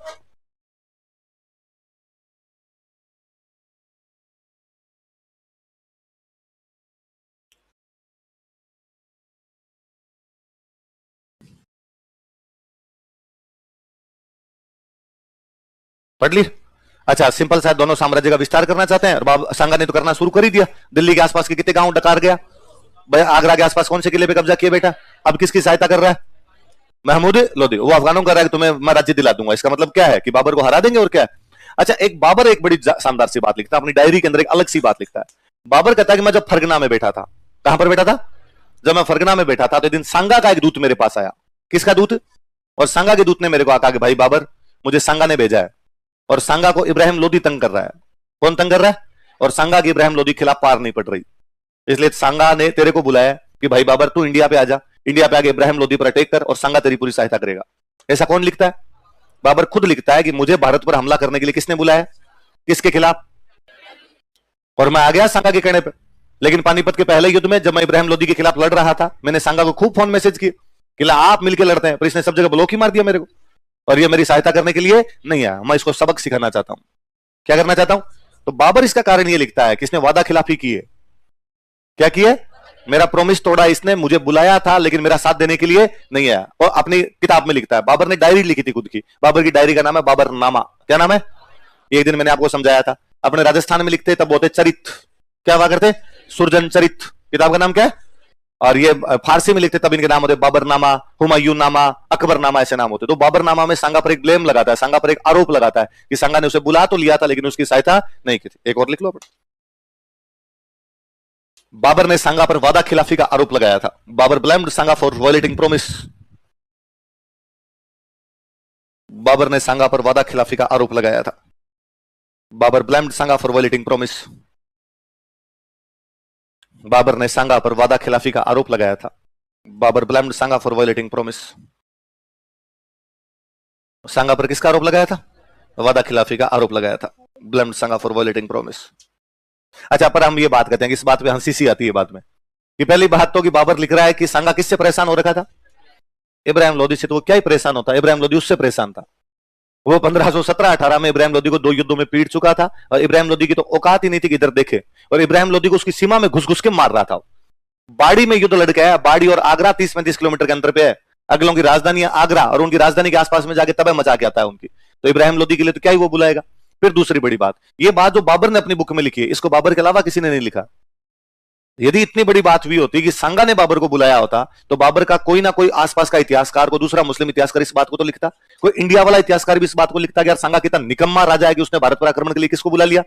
यह बात केवल बाबर ने लिखी है, बाबर के अलावा यह बात कोई भी नहीं लिखता। तो फिर बाबर यह बात क्यों लिख देता है? तो अपने आप को जस्टिफाई कर रहा है वो, भाई अब डायरी लिख रहा है अपनी, तो भाई मैं हमला करने के लिए क्यों जा रहा हूं? तो कहता है इसका हमला करने का मेरा कारण यह है क्योंकि इसने मुझे बुला तो लिया था लेकिन मेरी सहायता नहीं की। तो ये कारण अपने सबसे लास्ट में लिखना है, पहले ऊपर वाले कारण लिखना है, फिर ये लिखना है कि बाबर ने यह आरोप लगाया था कि मैं हमला क्यों कर रहा हूं, क्योंकि संगा ने मेरा प्रॉमिस तोड़ा। क्या क्या कारण आप दोबारा बताओ? दोनों अपने साम्राज्य का, जो संगा उसने दिल्ली के आसपास के, आगरा के पास के कौन से किले पे, अब वो किसके साथ गठबंधन कर रहा है? अफगानों के साथ। अफगानों का नेता कौन है? महमूद लोदी किसका भाई है? और बाबर एक आरोप लगाता है कि इसने मुझे बुला लिया था लेकिन उस वादे को पूरा नहीं किया, पानीपत के पहले युद्ध में मेरी सहायता नहीं की। आई बात समझ में? अच्छा, अब भाई बयाना का युद्ध होता है 16 फरवरी और खानवा होता है आपका 17 मार्च, महीने भर का टाइम है। दोनों आगरा के बीच किसी लोकेशन पड़ती है। उधर बाबर अपना आगरा खाली करता है, आगरा खाली करके इधर खानवा में आके बैठता है। संगा अपने पहले से यहां पे तैयार बैठा ही था, महीने भर दोनों ने तैयारी की। उधर बाबर अपनी तोपें लगा रहा है। भारत में, उत्तर भारत में सबसे पहले तोप यदि कोई लेके आया था तो वो कौन था? इससे पहले अपने यहाँ तोपों की लड़ाई नहीं थी, बारूद की लड़ाई अपने यहाँ पे थी नहीं। अपनी लड़ाई थी तीर कमान, तलवारें और भाले। भाला भाले से लड़ लेगा, तीर कमान वालों से लड़ लेंगे और तलवार वाले तलवार वालों से लड़ लेंगे। पहली बार बाबर भारत में, उत्तर भारत में तोपें लेके आया था, बारूद लेके आया था। तो उसने अपनी तोपों को एडजस्ट करना शुरू किया। बयाना के युद्ध में उसके खूब सारे सैनिक घायल हो गए थे, उनको उसने ठीक करवाना शुरू किया उसने। अब यहाँ थोड़े थोड़े घायल वगैरह सब सही हो गए और बाबर को लगा कि अब अपनी लड़ाई की जा सकती है। तो बाबर ने एक दिन अपने सारे सैनिकों को इकट्ठा किया और इकट्ठा करके कहा कि भाई कल अपने खानवा के मैदान में संगा के खिलाफ लड़ेंगे, क्या तुम सब तैयार हो? हाउस द जोश। सबने कहा लो सर। ये जोश क्या हो रखा हमारा? तो बाबर ने कहा क्या बात करते हो यार, जोश लो क्यों रखा तुम्हारा? लड़ना क्यों नहीं चाहते? फौजियों के नहीं लड़ने के पीछे 2 बड़े कारण। एक कारण तो यह था कि बाबर जब वहां से आया था, काबुल से आया था, फरगना से आया था भारत पर हमला करने के लिए, तब फौजियों को यह कह के लाया था कि अपने इंडिया चलेंगे, खूब सारा धन मिलेगा, लूटपाट मचाएंगे वहां पे, तो लूटपाट में आपको धन मिल जाएगा और इंडिया से तुम्हें लड़कियां दिला के लाऊंगा। ये तो इंडिया से महिलाएं मिल जाएगी और एक इंडिया से अपने को क्या मिल जाएगा? धन मिल जाएगा, अपने जाएंगे और आएंगे। तो उन अफगानों के दिमाग में था, फौजियों के दिमाग में यह था जो वहां से अफगानिस्तान से उसके साथ आए थे, इंडिया जाएंगे, महिलाएं उठा के लेके आ जाएंगे और धन लेके आ जाएंगे और फटाफट वापस आ जाएंगे। लेकिन बाबर वापस गया ही नहीं, बाबर यहीं बैठ गया। फौजियों को साल भर हो गया यहाँ बैठे हुए, 26 में आए थे, अब 27 आ गया। उनको अब घर की याद आ रही थी, चिट्ठी आई है, संदेश से आते टाइप के कई गीत गाने पड़ रहे थे उनको। इसलिए फौजी कह रहे थे यार हमें वापस जाना, तेरे साथ यहां नहीं बैठना है। दूसरा बड़ा कारण, मुसलमान राजाओं की खासियत हुआ करती थी कि वो दुश्मन की जासूसी करवाते, और जब संगा की जासूसी करवाई गई तब पता चला कि संगा के एक पैर नहीं है, एक हाथ नहीं है, एक आंख नहीं है, एक कान नहीं है, 80 घाव थे उसके शरीर पे। कितने घाव थे? 80 घाव लगे थे तन में, फिर भी व्यथा नहीं थी मन में। तन पे कितने घाव थे? 80, लेकिन मन में किसी भी प्रकार की चिंता। इसलिए हरिवंश राय बच्चन बोल के गए कि मन के हारे हार है न मन के जीते। आपने यदि मन में ही सोच लिया मैं पास कर लूंगा एग्जाम, तब तो पास हो जाएगा, और पहले ही सोच लेते हैं अपनी पारे नहीं। तो फिर मारवाड़ी में कहावत है कि रोता जावे मरेड़ा का समाचार ले आवे। जो रोते हुए जाते हैं वो समाचार भी किसका लाते हैं? मृत्यु के समाचार लाते हैं। तो पहले घरों में किसी काम के लिए भेज दे कि जा वो फलाना काम करके आ, वो तो नहीं होगा, तो घर वाले मत जा, रुक जा, नहीं जाना, दूसरे भाई को भेज दिया करते। जब नीति खोटी है तो ये काम कभी भी नहीं होगा। तो संगा वो आदमी साहब 80 घाव लगे हुए उसके बावजूद लड़ने के लिए गया हुआ। तो संगा के बारे में जब पता चला है, पता लगवाया उन लोगों को, पता चला यार ये घायल है भयंकर, उसके बावजूद लड़ने के लिए आया हुआ। और पता चला कि आज दिन तक इसके सामने जो गया है भगा भगा के मारा है उसको। तो संगा बाबर ने जब पूछा क्यों नहीं लड़ना चाहते, तो फौजियों ने कहा कि भाई साहब ये जो सामने आ रहा है इसके हाथ नहीं, पैर नहीं, आंख नहीं, कान नहीं, उसके बावजूद लड़ने के लिए आ रहा है, तो मिनख तो नहीं है, डाकी है, और इससे क्या लड़ेंगे अपने? आज दिन तक इसके सामने जो गया इसने भगा भगा के मारे। बाबर ने कहा नहीं नहीं ऐसी कोई बात नहीं, ऐसी क्या बात नहीं है, मेहंदी ख्वाजा सुल्तान मिर्जा वाला वीडियो देख ले तू, धोतियां पीछे रह गई थी वहां, थोड़े दिन पहले मारा अपने को तो पकड़ पकड़ के इसने। और भाई साहब इससे नहीं लड़ना, इससे लड़ोगे तो इसमें तेरा घाटा उसका, अपने मरमुरा जाएंगे। ये जितनी लुगाइयां हाथ आई है, जितने रुपए हाथ आए हैं, इनको लेते हैं, यहां से वापस जाते हैं। अपने नहीं लड़ाई करनी यहां पे, नहीं हंसने की बात नहीं। मैं इस पे गंभीर सोचता हूं हमेशा कि इस अफगानिस्तान साइड के लोग कितने जाहिल और गंवार थे, जिनको एक राजा ये कह के लाया था कि औरतें मिलेगी वो आगे। इसे पता चलता है उनकी महिलाओं के प्रति कितनी बुरी सोच थी। आक्रांता दुर्दांत टाइप के लोग रहे होंगे जो इस चक्कर में आए थे कि लड़कियां उठा के लाएंगे। और ये आज दिन तक दिखता है कि तालिबान वालों के कब्जा करने के बाद महिलाओं की हालत क्या है। दिल्ली फतवे जारी होते हैं, तो आप सोच लो, तो 22-21वीं शताब्दी में आके भी कोई ये फतवे जारी कर देता है कि साहब लड़कियां स्कूल नहीं जाएगी, लड़कियां ये नहीं करेगी, ये नहीं करेगी। तो आज के 500 साल पहले तो कितने जंगली रहे होंगे। मिनखपना अभी तक ही नहीं है। अमेरिका जैसा भला अच्छा देश जब इनको नहीं सुधार पाया, तो ये अपनी मौत ही मरेंगे कभी, और कोई इलाज नहीं है बाकी। तो बाबर ये कह के उन सैनिकों को लाया था। अब सैनिक वापस जाना चाहते थे, बाबर को लगाकर मरा दिया। यदि फौजी लड़ेंगे नहीं तो राजा किसके साथ लड़ेगा। तो बाबर को लगाकर सैनिकों को मोटिवेट किया जाए। तो बाबर सैनिकों को भाषण देता है एक शानदार सा, और बाबर ने कहा कि तुम क्या सोचते हो मैं खुद के लिए लड़ता हूं। फौजी का सोचते क्या दिख रहा है, तुम क्या सोचते हो मैं साम्राज्य विस्तार के लिए लड़ता हूँ। हाँ, साम्राज्य विस्तार के लिए लड़ रहे हो तुम। और बाबर ने कहा कि नहीं, तुम गलत सोचते हो। ना बाबर खुद के लिए लड़ रहा है, ना बाबर साम्राज्य विस्तार के लिए लड़ रहा है। अल्लाह ताला ने बाबर को फरमाया है कि इस्लाम की पताका इस छोर से उस छोर तक फहरानी है। मैं पहाड़ों पे, घाटियों पे, मरुस्थलों पे, मैदानों में, सब जगह इस्लाम का झंडा फहराना चाहता हूं। मैं जिहाद करना चाहता हूं। क्या करना चाहता हूं? जो धर्म के लिए लड़ाइयां होती हैं, लड़ाइयों को क्या बोला करते थे? मैं जिहाद करना चाहता हूं। तुम नहीं जानते ये सांगा कितना बड़ा काफिर राजा है। काफिर मतलब जो मूर्ति पूजा करते, ये काफिर राजा। और ये जब हिंदुस्तान के अंदर अपनी सेना लेके निकलता है तो इसके डर के मारे 300 मुसलमानों के झंडे झुक जाते हैं।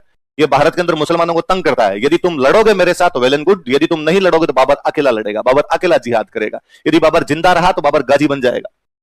क्या बन जाएगा? वे मुस्लिम योद्धा जो धर्म के लिए लड़ते हैं, उन योद्धाओं को क्या कहते? जो युद्ध होता है, युद्ध को तो बोलते जिहाद। जो योद्धा होते हैं उनको क्या बोलते? अगर बाबर जिंदा रहा तो बाबर गाजी बन जाएगा, बाबर मर भी गया तो बाबर शहीद होगा, बाबर जन्नत जाएगा। जन्नत में बेहतर हुरे बाबर का इंतजार कर रही है। ऐसे ढंग के भाषण दिए, तब सैनिकों को थोड़ा थोड़ा जोश आया, कईयों के बाल खड़े होने शुरू हुए। बाबर को लगा आपकी बार सही है। और बाबर ने कहा आप बताओ लड़ोगे कि नहीं लड़ोगे। इतने एक फौज साहब खड़े, रुक रुक रुक रुक, दारूड़ी है। बाबर ढंग का दारूड़िया था, वो सारे दिन पिया करता था। उसकी बाबरनामा उठा के देख लो, पन्ने पन्ने से शराब शराब टपक रही है उसके। तो ऐसे मतलब सुबह सुबह उठान, मूड तो नहीं था पर शरीर टूट रहा था। फिर क्या करता, फिर मैंने 2 पैक लिए। दोपहर के खाने के टाइम में रिश्तेदार आ गए थे, रिश्तेदारों को सूखा खाना तो कैसे खिलाता, उनके चक्कर में 2 पैक और लिए। शाम को तो मौसम ही थोड़ा ठंडा हो गया था, फिर तो लेने ही पड़ते हैं पैक। सारे दिन पिया करता था। मतलब 2, बाबर और जहांगीर मुगलों में भयंकर दारूड़ियों में, और दोनों ने डायरियां लिखी है कि मुगल बादशाहों में कौन से मुगल बादशाहों ने अपनी खुद की किताबें लिखी है, अपने खुद उन्होंने डायरियां लिखी। तो कौन कौन है? और दोनों क्या थे? तो जहांगीर के तो सीधे सीधे स्टेटमेंट है कि जहांगीर राजवाज करता नहीं था। जहांगीर के टाइम में शासन संभालती उसकी रानी नूरजहां। कौन संभालती? तो जहांगीर तो अपनी बुक में ढंग से लिखता है कि मैं दिन में 14 पैक लेता हूं, शाम को 6-20 पैक ले लेता हूं मैं दिल्ली के। और वो लिखता हो रहा कि पहले मैं नहीं पिया करता था। फिर एक बार मैं कहीं शिकार खेलने के लिए गया हुआ था और वहां बहुत भयंकर थक गया था और थका हुआ मैं पड़ा था। वहां पे कुछ राजस्थान के लोग मेरे साथ में थे। उन्होंने मुझे कहा एक लिटिल अभी एनर्जी नहीं आ जाए ना, और मैंने एनर्जी महसूस की शरीर में। फिर मुझे ये राज मिल गया था कि यार थकान दूर करने के लिए क्या किया जाना चाहिए। तो अपनी उसका तो फेमस डायलॉग है कि 1 बोतल शराब होवे, आधा किलो कबाब होवे। 1 बोतल शराब हो, आधा किलो मांस मिल जाए। 1 बोतल शराब होवे, आधा किलो कबाब होवे। राज नूर जहांदा होवे। राज किसका हो? पावे खरा होवे चे पावे खराब होवे, भले अच्छा हो भले ही बुरा हो, राज किसका होना चाहिए? नूर जहां। फिर अपने को बोतल और कबाब के अलावा कुछ भी। तो बाबर जब ये भाषण दे रहा था तब भी उसके हाथ में गिलास ही था। तो एक फौजी साहब खड़े हुए, फौजी साहब ने कहा दारूड़ी है तू, तो कम से कम इस्लाम की, अल्लाह की, कुरान की, मजहब की बातें मत ही किया कर। कुरान शरीफ ये भी फरमाती है कि किसी भी मुसलमान के लिए शराब पीना हराम है, और तू डेली दारू पीता। और बाबर को लगा मरा दिया। बाबर ने गिलास हाथ में, बाबर ने फेंक दिया। बाबर ने कहा बाबर कसम खाता कि आज के बाद शराब के हाथ नहीं लगाएगा। लोगों ने सब अंदर पेटी पड़ी है एक। बाबर ने कहा फेंक दो, सारी की सारी फेंक दो। बाबर सारी शराब फेंकवा देता है। मैंने कहा आप बताओ तुम तैयार हो कि नहीं हो। इतने में एक फौज साहब और खड़े, साहब लास्ट बात और, अल्लाह ताला ये भी फरमाते हैं, कुरान ये भी कहती है कि मुसलमान व्यापारियों से टैक्स नहीं लेना चाहिए। कोई भी मुसलमान राजा मुसलमान व्यापारियों से टैक्स नहीं। और बाबर एक टैक्स लिया करता था, तमगा। कौन सा टैक्स लेता? और तू तमगा लेता है यार मुस्लिम व्यापारियों से। और बाबर ने कहा कि बाबर कसम खाता है कि आज के बाद किसी भी मुस्लिम व्यापारी से टैक्स। बाबर इस युद्ध से पहले 3 घोषणा करता है कि कल युद्ध नहीं है, कल क्या है? मैं आज के बाद क्या नहीं पीऊंगा, और मैं मुस्लिम व्यापारियों से क्या नहीं लूंगा। लाइन छोड़ के लिखो, कारण हो गए, लाइन छोड़ के लिखना। इस युद्ध से पहले, बिफोर दिस बैटल, इस युद्ध से पहले, बिफोर दिस बैटल, बाबर ने जिहाद की घोषणा की। बाबर डिक्लेयर्ड जिहाद।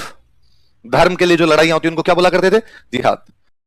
बाबर ने जिहाद की घोषणा की, बाबर डिक्लेयर जिहाद, बाबर ने जिहाद की घोषणा की, बाबर डिक्लेयर जिहाद। उसने मुस्लिम व्यापारियों का तमगा कर हटा दिया, he removed tamgha tax on Muslim merchants. उसने मुस्लिम व्यापारियों का तमगा कर हटा दिया, he removed tamgha tax on Muslim merchants. उसने मुस्लिम व्यापारियों का तमगा कर हटा दिया, he removed tamgha tax on Muslim merchants. उसने शराब नहीं पीने की प्रतिज्ञा की, he took resolution not to take liquor, he took resolution not to take liquor. जैसे दारूड़ी है, हर 1 जनवरी को लेते हैं कि कल से बंद है, बस आज न्यू ईयर आज भी लेते हैं। जिम जाएंगे कल से। मुझे जिम वाला धंधा सबसे अच्छा लगता है कि उसमें हर आदमी गुप्त दान दे के आता है, बस उनको पैसे दे के आने होते हैं, बाद में कुछ जाता तो है नहीं। तो क्या नहीं पीने की कसम खाई उसने तेरा। तो 3 बातें, किसकी घोषणा की? जिहाद। कौन सा कर हटा दिया? और क्या नहीं पीने की कसमें खाई? अच्छा, सांगा इंटेलिजेंट बंदा है, सांगा भी जानता है कि इस बार बड़ी लड़ाई हो सकती है अपनी, दिल्ली आगरा पे कब्जा करने जा रहे हैं अपने इस बार। तो उसने राजस्थान के सारे राजाओं को लेटर लिखे, और लेटर लिखा भाई सारे आ जाओ, जीतेंगे इस बार ढंग से, और जीतने के बाद में सबको हिस्सा मिलेगा अपने। तो सारे सारे राजाओं को लेटर लिखे, कौन से युद्ध में सहायता के लिए बुलाया? लाइन चेंज कर लिखो। सांगा ने राजस्थान के लगभग सभी राजाओं को पत्र लिखे, Sanga wrote letters to almost all kings of Rajasthan. Sanga ने राजस्थान के लगभग सभी राजाओं को पत्र लिखे, Sanga wrote letters to almost all kings of Rajasthan.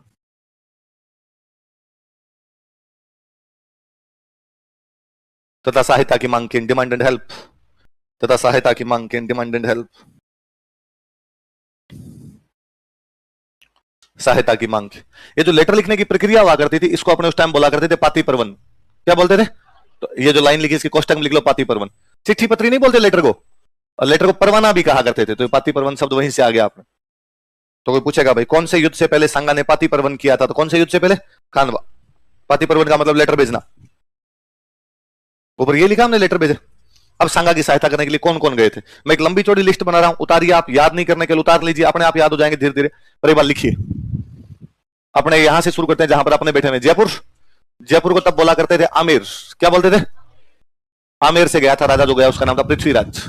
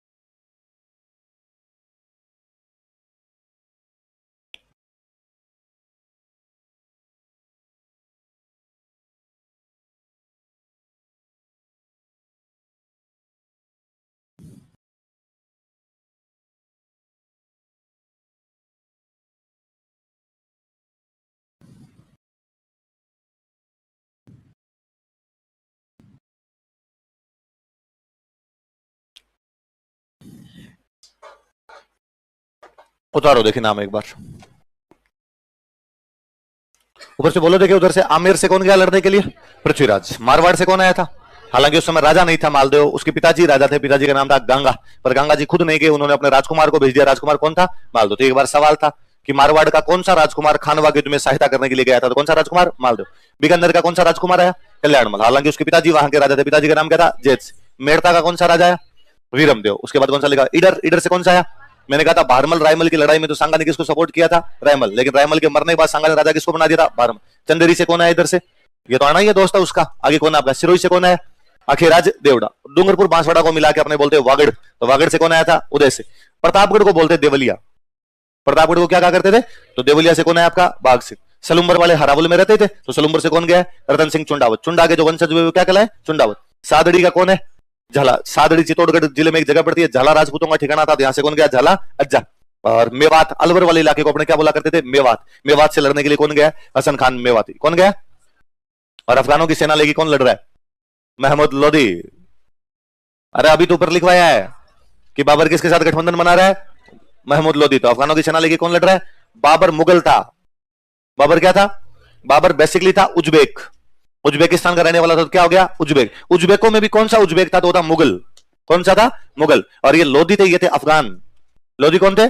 तो अफगानों और मुगलों में आपस में वैसे नहीं बनती, क्योंकि अफगानों का शासन आगे खत्म किसने किया? बाबर। बाबर कौन है? मुगल। अब मुगलों के खिलाफ कौन लड़ रहा है? सांगा। तो सारे के सारे अफगान लड़ने के लिए किसकी तरफ से आगे? सांगा। और अफगानों का कौन सा नेता आया लड़ने के लिए? महमूद लोधी। कौन आया था? पल्ले पड़ेगी बात। मुसलमानों में दो बड़े सेनापति सांगा की तरफ से लड़ रहे हैं, तो महमूद लोधी, और एक कौन लड़ रहा है? आपका हसन खान। इसलिए हम कह सकते हैं कि खानवा के युद्ध को बाबर ने कहा था जिहाद है। बाबर ने क्या कहा था?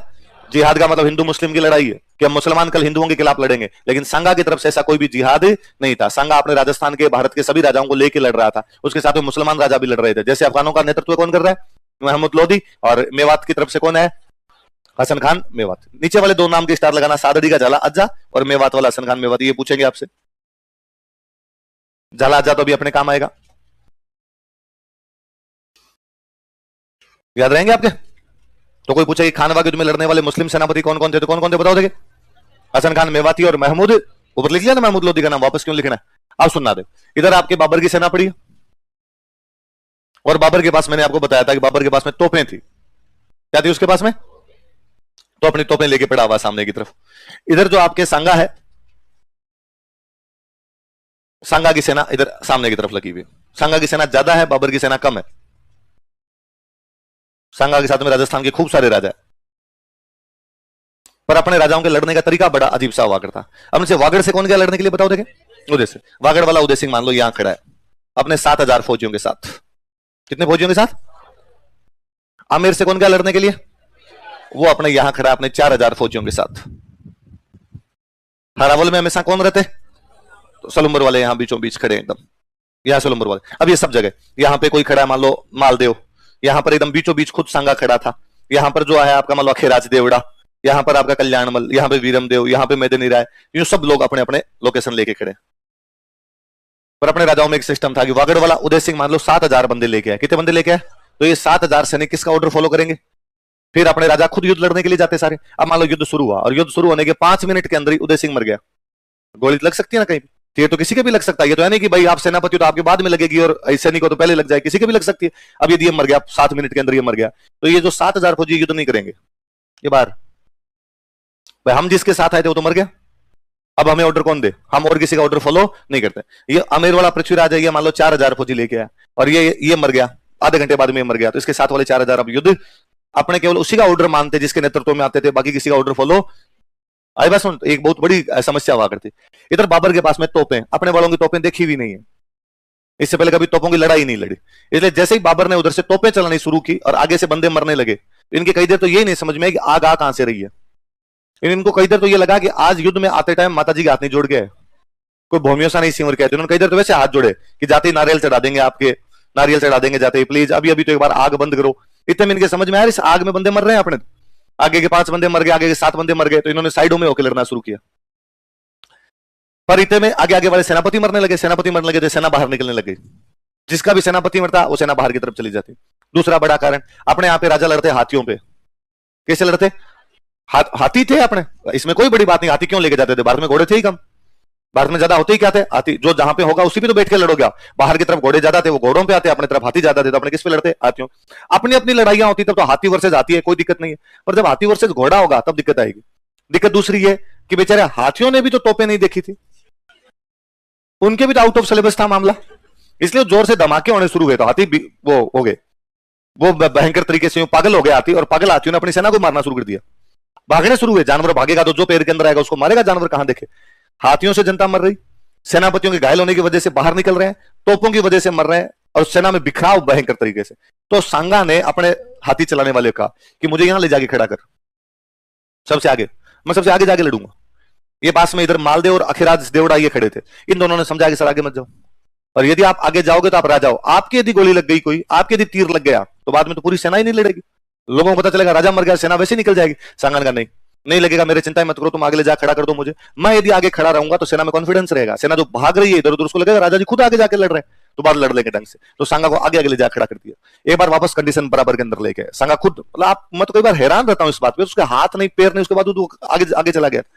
उसके मन में ऐसी कोई चिंता नहीं है कि मुझे मार देंगे और कर देंगे, मरेंगे तो मरेंगे क्या, वैसे हाथ में पैर तो वैसे नहीं है अपने, तो लड़े तो सही कम से कम आगे की तरफ जाके। अब वो सबसे आगे आगे। बाबर इस बात को बहुत अच्छे से जानता था कि यदि सांगा को मार दिया तो पीछे भले लाख है भले 50,000 है, एक भी नहीं लड़ेगा इनमें से।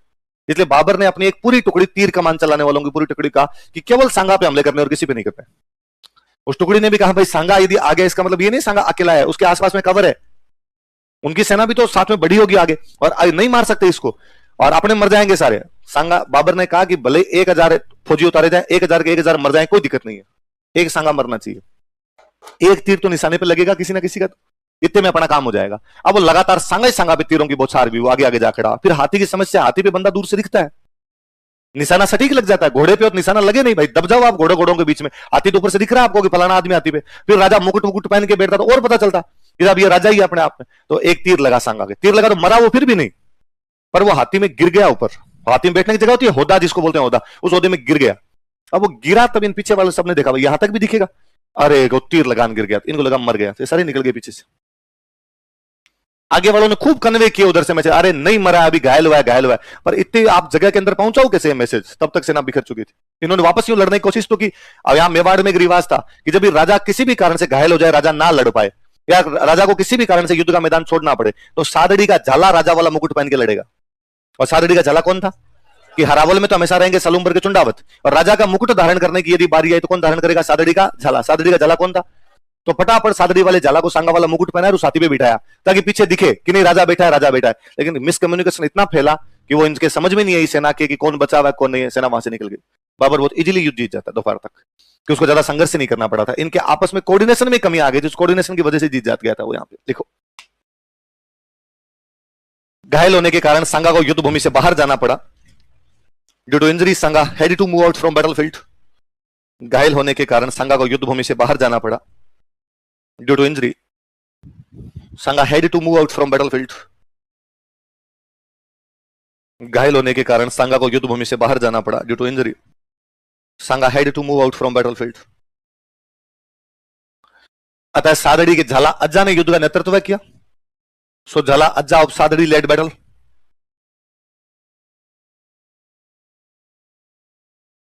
अतः सादड़ी के झाला अज्जा ने युद्ध का नेतृत्व किया। So Jhala Ajja of Sadri led battle. Sadri के झाला अज्जा ने युद्ध का नेतृत्व किया। झाला Ajja of Sadri led battle. युद्ध में बाबर की जीत हुई। Babur won this battle. युद्ध में बाबर की जीत हुई। Babur won this battle. तथा उसने गाजी की उपाधि धारण की। मैंने बताया था वे योद्धा जो धर्म के लिए लड़ते हैं उनको क्या बोला करते थे? गाजी। तथा उसने गाजी की उपाधि धारण की। And he adopted title of Ghazi. उसने कहा मैंने काफिरों को मारा, आज गाजी हूं मैं। तथा उसने गाजी की उपाधि धारण की। And he adopted title of Ghazi. कौन सी उपाधि धारण की? गाजी। तो कोई पूछेगा भाई बाबर ने कौन सा युद्ध जीतने के बाद गाजी की उपाधि धारण की थी? खानवा। खानवा जीतने के बाद। अपना सवाल वही बने कि खानवा में सांगा क्यों हार गया था? सांगा की हार के कारण क्या थे? लिखो, सांगा की हार के कारण।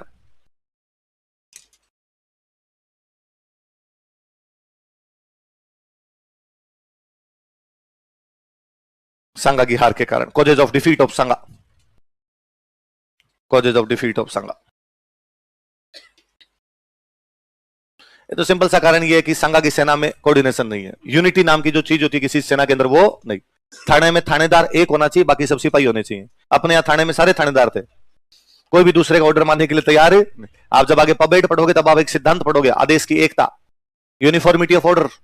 कि ऑर्डर जो होते हैं उनके अंदर क्या होनी चाहिए, हमेशा यूनिफॉर्मिटी होनी चाहिए। ऊपर से जो ऑर्डर है वो लास्ट तक वो सेम कन्वे होना चाहिए, उसी ऑर्डर को सब फॉलो करने चाहिए। अपने यहाँ पे ऑर्डर फॉलो नहीं हो रहा था। देखो, सांगा की सेना में एकता की कमी थी, सांगा की सेना में एकता की कमी थी। There was lack of unity in Sanga's army. Sanga की सेना में एकता की कमी थी, there was lack of unity in Sanga's army. कुल मिला के इतने सारे लोग लड़ने के लिए गए थे, एकता नहीं गई। एकता और चली जाती तो संगा नहीं हारता, वो पता नहीं कहां रह गई थी उस दिन। क्या लिखा है संगा की सेना में, इसी में कंटिन्यू करना। तथा उसकी सेना अलग अलग सेनापतियों के नेतृत्व में लड़ रही थी। And his army was fighting under leadership of different commander in chiefs. तथा उसकी सेना अलग अलग सेनापतियों के नेतृत्व में लड़ रही थी। And his army was fighting under different commander in chiefs, under leadership of different commander in chiefs, under leadership of different commander in chiefs. उसकी सेना अलग अलग सेनापतियों के नेतृत्व में लड़ रही थी। And his army was fighting under leadership of different commander in chiefs, अलग अलग सेनापतियों के नेतृत्व में लड़ रही थी। अच्छा, आपने एक पढ़ा था कि तराइन का पहला युद्ध 1191 में हुआ और दूसरा हुआ 1192 में। तो अपने पढ़ते हैं कि पृथ्वीराज ने गौरी को युद्ध की तैयारी का, ये सिद्धांत तो यहां भी लागू हो रहा है कि बयाना हो गया आपके 16 फरवरी को, खानवा कब हो रहा है 17 मार्च। आप कहीं ना कहीं एक महीने का टाइम तो दे ही रहे हो। आप अचानक हमला कर देते तो बाबर को संभलने का मौका नहीं मिलता। वो कैसे तो तोपे लगाता, कैसे आपकी जासूसी करवाता। तो हम कह सकते हैं कि बयाना युद्ध के बाद सांगा ने बाबर को युद्ध की तैयारी का, लिखो, बयाना युद्ध के बाद, आफ्टर बैटल ऑफ बयाना, बयाना युद्ध के बाद, आफ्टर बैटल ऑफ बयाना, सांगा ने बाबर को युद्ध की तैयारी का समय दे दिया था। Sanga give enough time to Babur for preparation of the battle. Sanga ने बाबर को युद्ध की तैयारी का पर्याप्त समय दे दिया था। Sanga give enough time to Babur for preparation of the battle. Sanga give enough time to Babur for preparation of the battle. Sanga ने बाबर को युद्ध की तैयारी का पर्याप्त समय दे दिया था, युद्ध की तैयारी का पर्याप्त समय दे दिया था। हम ये भी कह सकते हैं कि सांगा इतना घायल था, आगे चला गया। यदि उस दिन आगे ना जाता और पीछे इससे डिक्टेट करता तो मामला कुछ कुछ संभल गया था, ये वापस लड़ लेते। लेकिन आगे जाने की वजह से सांगा को तीर लग जाता है, और तीर लग गया तो बाकी सेना बाद में नहीं संभली, चुपचाप वहां से निकल गई। तो देखो, घायल होने के बावजूद सांगा खुद युद्ध के मैदान में चला गया था। Injured Sanga himself appeared in the battlefield. घायल होने के बावजूद सांगा खुद युद्ध के मैदान में चला गया था। Injured Sanga himself appeared in the battlefield. घायल होने के बावजूद सांगा खुद युद्ध के मैदान में चला गया था। Injured Sanga himself appeared in the battlefield. Sanga खुद युद्ध के मैदान में चला गया था। अच्छा, एक जब सांगा हारने लगा, बाबर की जीत होती दिखी, वो तोपों से लोग मरने लगे, तो सांगा के कई साथी सांगा से विश्वासघात कर गए। मध्य प्रदेश में एक जगह पड़ती है रायसीन। कौन सी जगह? और रायसीन का एक बंदा था, इसका नाम था सलहदी तंवर। क्या नाम था बंदे का? सलहदी तंवर। ये आया था सांगा की तरफ से लड़ने के लिए, लेकिन बाद में बीच में किससे जाके मिल गया था? बाबर से जाके मिल गया। एक आपके नागौर से गए थे लड़ने के लिए खानजादे मुस्लिम। ये नागौर वाले भी लड़ने तो गए थे सांगा की तरफ से, लेकिन बाद में बीच में जाके किससे मिल गए थे? उसे बाबर से जाके मिल गए। अच्छा, चलते युद्ध के अंदर आपका बंदा उधर चला जाता है। एक समस्या सीधी सीधी, आपकी संख्या कम होगी, अगले की संख्या ज्यादा होगी। दूसरी बड़ी समस्या यह है कि जो आपकी तरफ से जाएगा वो आपकी प्लानिंग भी तो बताएगा। आपके पास कितना सामान है, कितने सैनिक है, कैसे लड़ोगे, जो सारी प्लानिंग आपने तैयार की थी वो किसको पता चल गई? बाबर को। तो लिखो, सांगा के कुछ साथियों ने विश्वासघात किया। Some allies of Sanga betrayed him. Sanga के कुछ साथियों ने उससे विश्वासघात किया। Some allies of Sanga betrayed him. Some allies of Sanga betrayed him. Sanga के कुछ साथियों ने उससे विश्वासघात किया तथा युद्ध के बीच में बाबर से मिल गए थे। And they joined hands with Babur during battle. तथा युद्ध के बीच में ही बाबर से मिल गए थे। And they joined hands with Babur during battle. तथा युद्ध के बीच में ही बाबर से मिल गए थे। And they joined hands with Babur during battle. जैसे नाम लिखो, रायसीन का सलहदी तंवर, सलहदी तंवर ऑफ रायसीन। रायसीन का सलहदी तंवर, सलहदी तंवर ऑफ रायसीन। तथा नागौर के खानजादे मुस्लिम। And Khanzade Muslim of Nagaur. तथा नागौर के खानजादे मुस्लिम, खानजादे मुस्लिम ऑफ नागौर। कितने पॉइंट हो गए? ये 4 पॉइंट तो हो गई है कि भाई आपके संगा क्यों हार रहा है। संगा इसलिए हार रहा है कि उसकी सेना में एकता की कमी है। घायल होने के बावजूद खुद युद्ध के मैदान में चला गया। युद्ध की तैयारी का उसने बाबर को टाइम दे दिया, और उसके कई साथी उसे विश्वासघात करके किसे जाके मिल गए? फिर अपने आप में ये भी तो बात है कि संगा हारा है तो बाबर जीता है, तो बाबर में भी ऐसे कारण रहे होंगे कि बाबर जीत रहा है, तो क्या कारण रहे, इसी में लिखना, अगला 5 नंबर ही लिखना आपने। सबसे बड़ा मैंने अभी बताया कि बाबर अपने साथ में क्या लेके आया था, तोपें। क्या लेके आया था, लिखो अगला, बाबर का तोप खाना, आर्टिलरी ऑफ बाबर,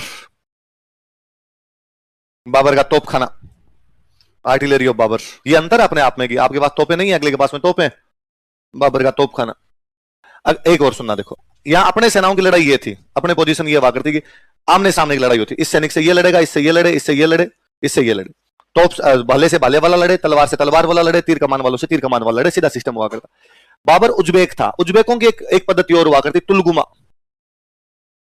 क्या हुआ करता, तुलगुमा पद्धति ये कहती है कि जब युद्ध चल रहा है एकदम आमने सामने, जब लड़ाई चली, जब एकदम पीक पे युद्ध चल रहा है, इधर से ये सेना लड़ रही है, इधर से इनकी सेना लड़ रही है, तब बाबर ने अपनी एक टुकड़ी इधर से उतारी, एक टुकड़ी इधर से उतारी, 3 तरफ से घेर के मारना। सामने की लड़ाई है, एक टुकड़ी यहां से उतारी जाए, एक टुकड़ी यहां से उतारी जाए। अपने वालों को ये लड़ाई तो आती नहीं थी, अपने वालों की लड़ाई ये थी इससे ये लड़ रहा है। अब ये इधर वाले बंदे ने आके जब इधर वाले पे अटैक किया, ये तो लड़ ही रहा था, ये आके और लड़ने लगा, तो अपने वालों को ये पल्ले ही नहीं पड़ा, ये क्यों आ गया इधर से। अपने वालों को इधर तो एक चिटिंग है, चिटिंग सामने से आओ, इधर से नहीं आ सकते, इतने में सल्ट आ गए वो। देखो बाबर की तुलगुमा युद्ध पद्धति, Tulughma tactic of warfare of Babur, Tulughma tactic of warfare of Babur, Babur की तुलगुमा युद्ध पद्धति, बाबर की तुलगुमा युद्ध पद्धति। कौन सी युद्ध पद्धति, तो ये तो बाबर के पास में तोपें थी, वो अपने आप में डिफरेंस है, एक बाबर के लड़ने का तरीका एक अलग सा था, अजीब सा तरीका था, और वो तरीका भी अपने वालों को आता। फिर 2 वो डिफरेंस जो मैंने हमेशा बताया आपको कि बाहर वाला जब भी कोई जीते और अपने वाला जब भी कोई हारे, हमेशा 2 लिखने, उनके पास घोड़े थे और हमारे पास हाथी थे, उनके पास हल्के हथियार थे और हमारे पास, देखो बाबर की सेना ने घोड़ों का प्रयोग किया था, Babur army used horses, Babur की सेना ने घोड़ों का प्रयोग किया था, बाबर आर्मी यूज्ड हॉर्सेस, जबकि सांगा की सेना ने हाथियों का प्रयोग किया, अनलाइक एलिफेंट्स बाई सांगाजार में, जबकि सांगा की सेना ने हाथियों का प्रयोग किया, अनलाइक एलिफेंट्स बाई सांगाजार में, जबकि सांगा की सेना ने हाथियों का प्रयोग किया, अनलाइक एलिफेंट्स बाई सांगाजार में। एक लास्ट और लिख लो,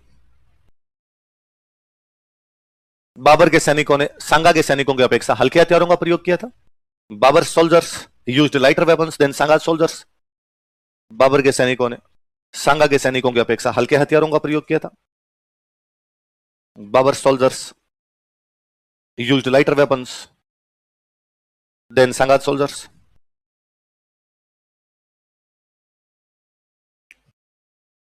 कैसे हथियारों का प्रयोग किया था, हल्के हथियारों का प्रयोग किया था, याद रह जाएगा। सांगा क्यों हारा, 4 कारण, एकता की कमी है, घायल होने के बाद जुआबजुद खुद युद्ध के मैदान में चला गया, युद्ध की तैयारी का टाइम दे दिया था, और साथियों ने क्या किया, विश्वास। बाबर क्यों जीत रहा है, उसके बाद तोपे है, उसका लड़ने का तरीका तुलगुमा है, उनके पास में घोड़े हैं और उनके पास में हल्के हथियार। याद रहेगी चारों बात, चारों 8। आप कभी कोई पूछ ले खानवा के बाबर क्यों जीत गया, तो भी ये लिखना, सांगा क्यों हार गया, तो भी लिखना, बात तो एक ही दोनों को। देखो खानवा युद्ध का महत्व है, या खानवा युद्ध का प्रभाव, इंपैक्ट ऑफ बैटल ऑफ खानवा, खानवा युद्ध का प्रभाव, इंपैक्ट ऑफ बैटल ऑफ खानवा। तराइन वाले युद्ध का प्रभाव याद है थोड़ा थोड़ा आपको, तराइन वाले में अपने पढ़ रहे थे एक बात कि भाई पृथ्वीराज हार गया था, तो गौरी के उत्तराधिकारियों के लिए भारत में राज करना क्या हो गया। यहां पे भी तो सांगा जैसा बड़ा राजा आ रहा है, तो बाबर के लिए भारत में राज करना, और यहां पे तो सांगा नहीं, दोनों हार गए, अफगान और राजपूत दोनों एक साथ ही। इस युद्ध में अफगान भी तो थे, महमूद लोदी के भी साथ में थे। बाबर जब भारत में है तो भारत में 2 बड़ी शक्तियां हैं, या तो इब्राहिम लोदी है जो दिल्ली आगरा पे कब्जा किया बैठा है, या सांगा है जो राजस्थान के लगभग हिस्से पे कब्जा किया बैठा है। अब उसने एक साथ ही हरा दिए, खानवा युद्ध में अफगान भी हार गए, खानवा युद्ध में राजपूत भी हार गए। तो बाबर के लिए भारत में राज करना आसान हो गया, कठिन हो गया।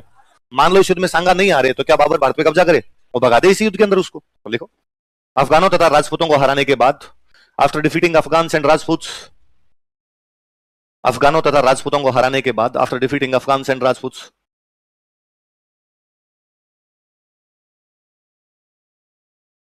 बाबर के लिए भारत में राज करना आसान हो गया था। It became easier for Babur to rule over India, Babur के लिए भारत में राज करना आसान हो गया था। It became easier for Babur to rule over India, Babur के लिए भारत में राज करना आसान हो गया था।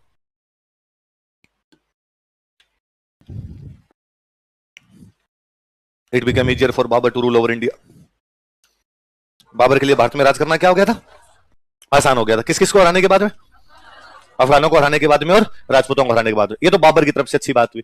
अच्छा, इधर से क्या बात होती है, तो खानवा अंतिम लड़ाई है जिसमें राजस्थान के राजपूत एक होकर लड़े थे। खानवा के बाद में राजस्थान के राजपूतों में ऐसी एकता दोबारा कभी भी नहीं देखी गई। लिखो, खानवा अंतिम युद्ध था, खानवा वो लास्ट बैटल, खानवा अंतिम युद्ध था, खानवा वो लास्ट बैटल, जिसमें राजस्थान के राजपूत राजाओं में एकता दिखाई दी। In which unity among Rajput kings of Rajasthan was seen, in which unity among Rajput kings of Rajasthan was seen, जिसमें राजस्थान के राजपूत राजाओं में एकता दिखाई दी।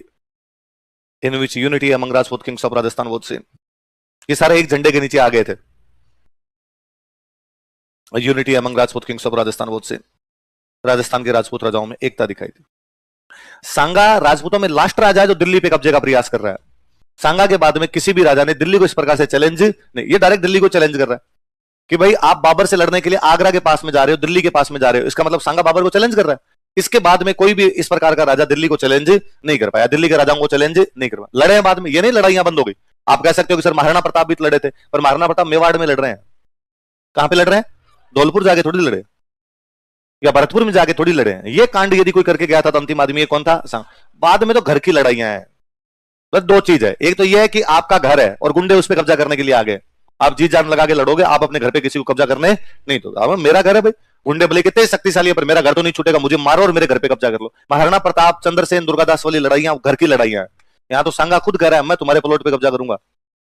अलग अलग बातें ना दोनों। तो लिखो, सांगा अंतिम राजपूत राजा था, सांगा वो लास्ट राजपूत किंग, सांगा अंतिम राजपूत राजा था, सांगा वो लास्ट राजपूत किंग, हाँ अंतिम राजपूत राजा था, अंतिम राजपूत राजा था जिसने दिल्ली को सीधे चुनौती देने का प्रयास किया, या जिसने दिल्ली को सीधे चुनौती दी, लिख लो, जिसने दिल्ली को सीधे चुनौती दी, वो डायरेक्टली चैलेंज दिल्ली, वो डायरेक्टली चैलेंज दिल्ली, जिसने दिल्ली को सीधे चुनौती दी थी, वो डायरेक्टली चैलेंज दिल्ली। अरे बड़ा गजब दिमाग वाला आदमी था। खानवा में इसका तो वो फेल ही हो गया सिस्टम ही पूरा। यदि खानवा उस टाइम ये जीत जाते तो ये भारत का वो सिस्टम ही चेंज कर देता पूरा। दिल्ली पे सबसे अंत में राजपूतों ने राज किया था, वो थे चौहान। कौन थे? पृथ्वीराज चौहान राजा था दिल्ली का, तुर्कों ने कब्जा कर लिया, उसके बाद दिल्ली कभी भी राजपूतों के हाथ में नहीं है। पृथ्वीराज चौहान के वंशज जो हार गए थे, अजमेर में हार गए, दिल्ली में हार गए, वो जाके शिफ्ट हो गए यूपी। कहां शिफ्ट हो गए? कई यहाँ लड़ाइयों में मर मुरा गए, जो परिवार यहाँ पे थोड़े बहुत बचे वो यूपी जाके शिफ्ट हो गए। यूपी में 2-3 डिस्ट्रिक्ट यदि आपने नाम सुने तो मैनपुरी, इटावा, है ना, ऐसे 2-3 डिस्ट्रिक्ट, इन मैनपुरी इटावा वाले इलाकों में जाके शिफ्ट हो गए। वहां पे एक ब्रांच जो थी चौहानों की वो चली गई रणथंभौर। पृथ्वीराज का एक बेटा चला गया रणथंभौर, बाकी वाले कोई भाई बेटे बच्चे होंगे वो किधर चले गए? आपके यूपी की तरफ चले गए। रणथंभौर वाली ब्रांच 1301 में हार गई, हमीर हार गया अलाउद्दीन खिलजी से, तो रणथंभौर वालों में भी जो बचे वो भी चले गए यूपी। पता था यार अपने बाकी परिवार के लोग कहां रहते हैं, वहां मैनपुरी इटावा में रहते हैं, तो वो भी जाके मैनपुरी इटावा में शिफ्ट हो गए। एक चले गए 1192 के आसपास, एक चले गए 1301 के आसपास, मतलब एक 1200 मान लो, एक 1300 मान लो। अब चल रहा है 1527, मतलब उनको गए हुए 300 साल हो गए। कितने साल हो गए? खानवा के युद्ध से पहले सांगा उनको मैसेज करता है, और सांगा उनको मैसेज करके कहता है कि आ जाओ लो, यूपी से खानवा जाओ, और इस बार अपने दिल्ली और आगरा दोनों जीतेंगे, और दिल्ली आगरा जीतने के बाद मैं तुम्हें दिल्ली दूंगा। तुम्हें क्या दूंगा? क्योंकि दिल्ली लास्ट टाइम में चौहानों की थी, तुम्हारे बाप दादाओं की थी, तो मेरा साथ दो, और जीतने के बाद तुम मेरे से क्या रख लेना? दिल्ली रख लेना। वो आए सारे के सारे लड़ने के लिए आए, मैनपुरी इटावा वाले चौहान इस युद्ध के अंदर, लेकिन हार गए खानवा। तो अब आप दिल्ली कहां से दोगे? तो उसने चौहानों को कहा कि चलो एक बार मेरे साथ मेवाड़ चलो, थोड़े दिन बाद और लड़ाई करेंगे, तब वापस दिलवाएंगे आपसे। लेकिन थोड़े दिनों बाद सांगा तो मर गया। अब जब यहां लेके आए तो उन चौहानों का भाई हमारा घर तो छूट गया, अब हमें क्या किया जाए? तो एक बार रहने के लिए मैं मेवाड़ में जगह दे रहा हूं, बाद में और लड़ेंगे तब अपने देखेंगे, एक बार मेवाड़ में रुक जाओ आप। तो चौहान मेवाड़ में रहने लगे। कहां से आए थे वो?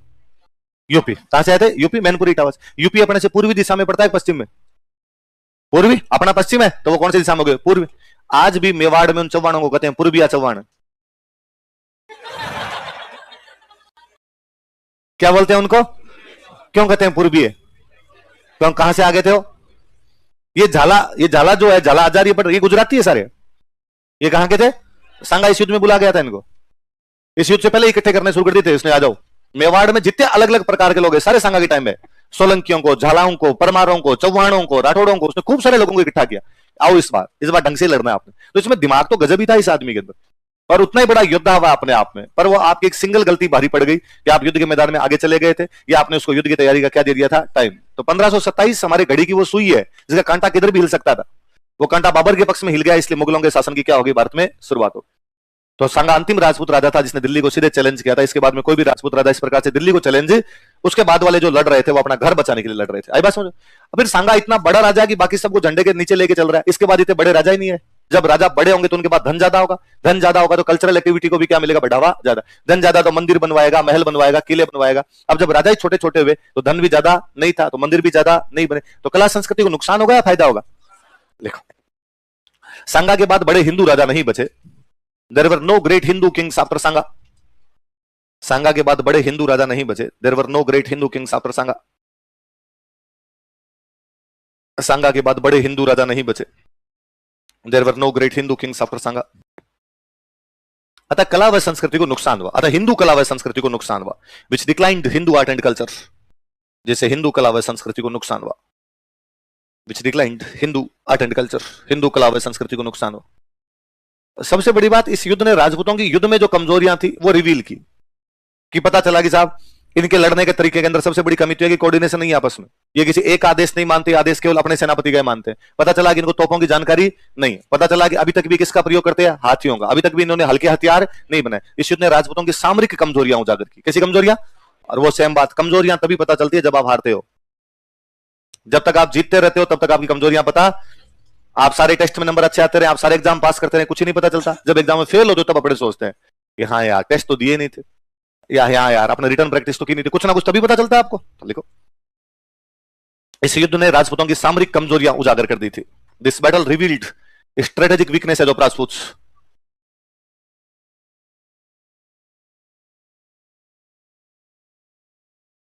This battle revealed strategic weaknesses of Rajputs. इस युद्ध ने राजपूतों की सामरिक कमजोरियां उजागर कर दी थी। समर समर का मतलब क्या होता है? युद्ध। सामरिक कमजोर। फिर एक सबसे बड़ी बात, क्या बाबर ये युद्ध जीत लेता है आपका, खानवा का जीत लेता है? क्या उसने राजस्थान पे कब्जा कर लिया? नहीं किया। क्या उसने मेवाड़ पे कब्जा कर लिया? वो युद्ध जीता है केवल। युद्ध जीतने का मतलब है सांगा को नुकसान ज्यादा हुआ और बाबर को नुकसान कम हुआ। वो अपना युद्ध जीत के चुपचाप अपने दिल्ली और आगरा की तरफ चला गया, क्योंकि वो जानता था कि यदि राजस्थान की तरफ आगे बढ़ने की कोशिश करेगा वापस लड़ लेंगे और तेरी पार इनके खिलाफ पड़नी नहीं। ये मुगलों के बहुत जल्दी समझ में बात आई कि राजस्थान वालों से लड़ेंगे तब तो जब तक अपने चाहेंगे तब तक ये लड़ते रहेंगे, ये जल्दी से हार मानने वाले नहीं है। इसलिए अकबर पॉलिसी चेंज कर देता है। अकबर ने कहा लड़ाई करनी नहीं है, दोस्तियां कर लो। तो संघर्ष की नीति छोड़ के कैसी नीति अपना ली थी? सहयोग। ये कौन से युद्ध ने डिसाइड कर दिया था? खानवा। कि लड़ाई से पार नहीं पड़ेगी, लड़ाई के अंदर कितनी लड़ाई कर लेंगे, जीत भी जाएंगे तो भी अपने कब्जा तो यहां पे नहीं कर पाएंगे। लिखो, इस युद्ध ने मुगलों की राजपूतों के प्रति भविष्य की नीति का निर्धारण किया था। इस युद्ध ने मुगलों की राजपूतों के प्रति भविष्य की नीति का निर्धारण किया था। This battle decided Mughal future policy towards राजपूत्स।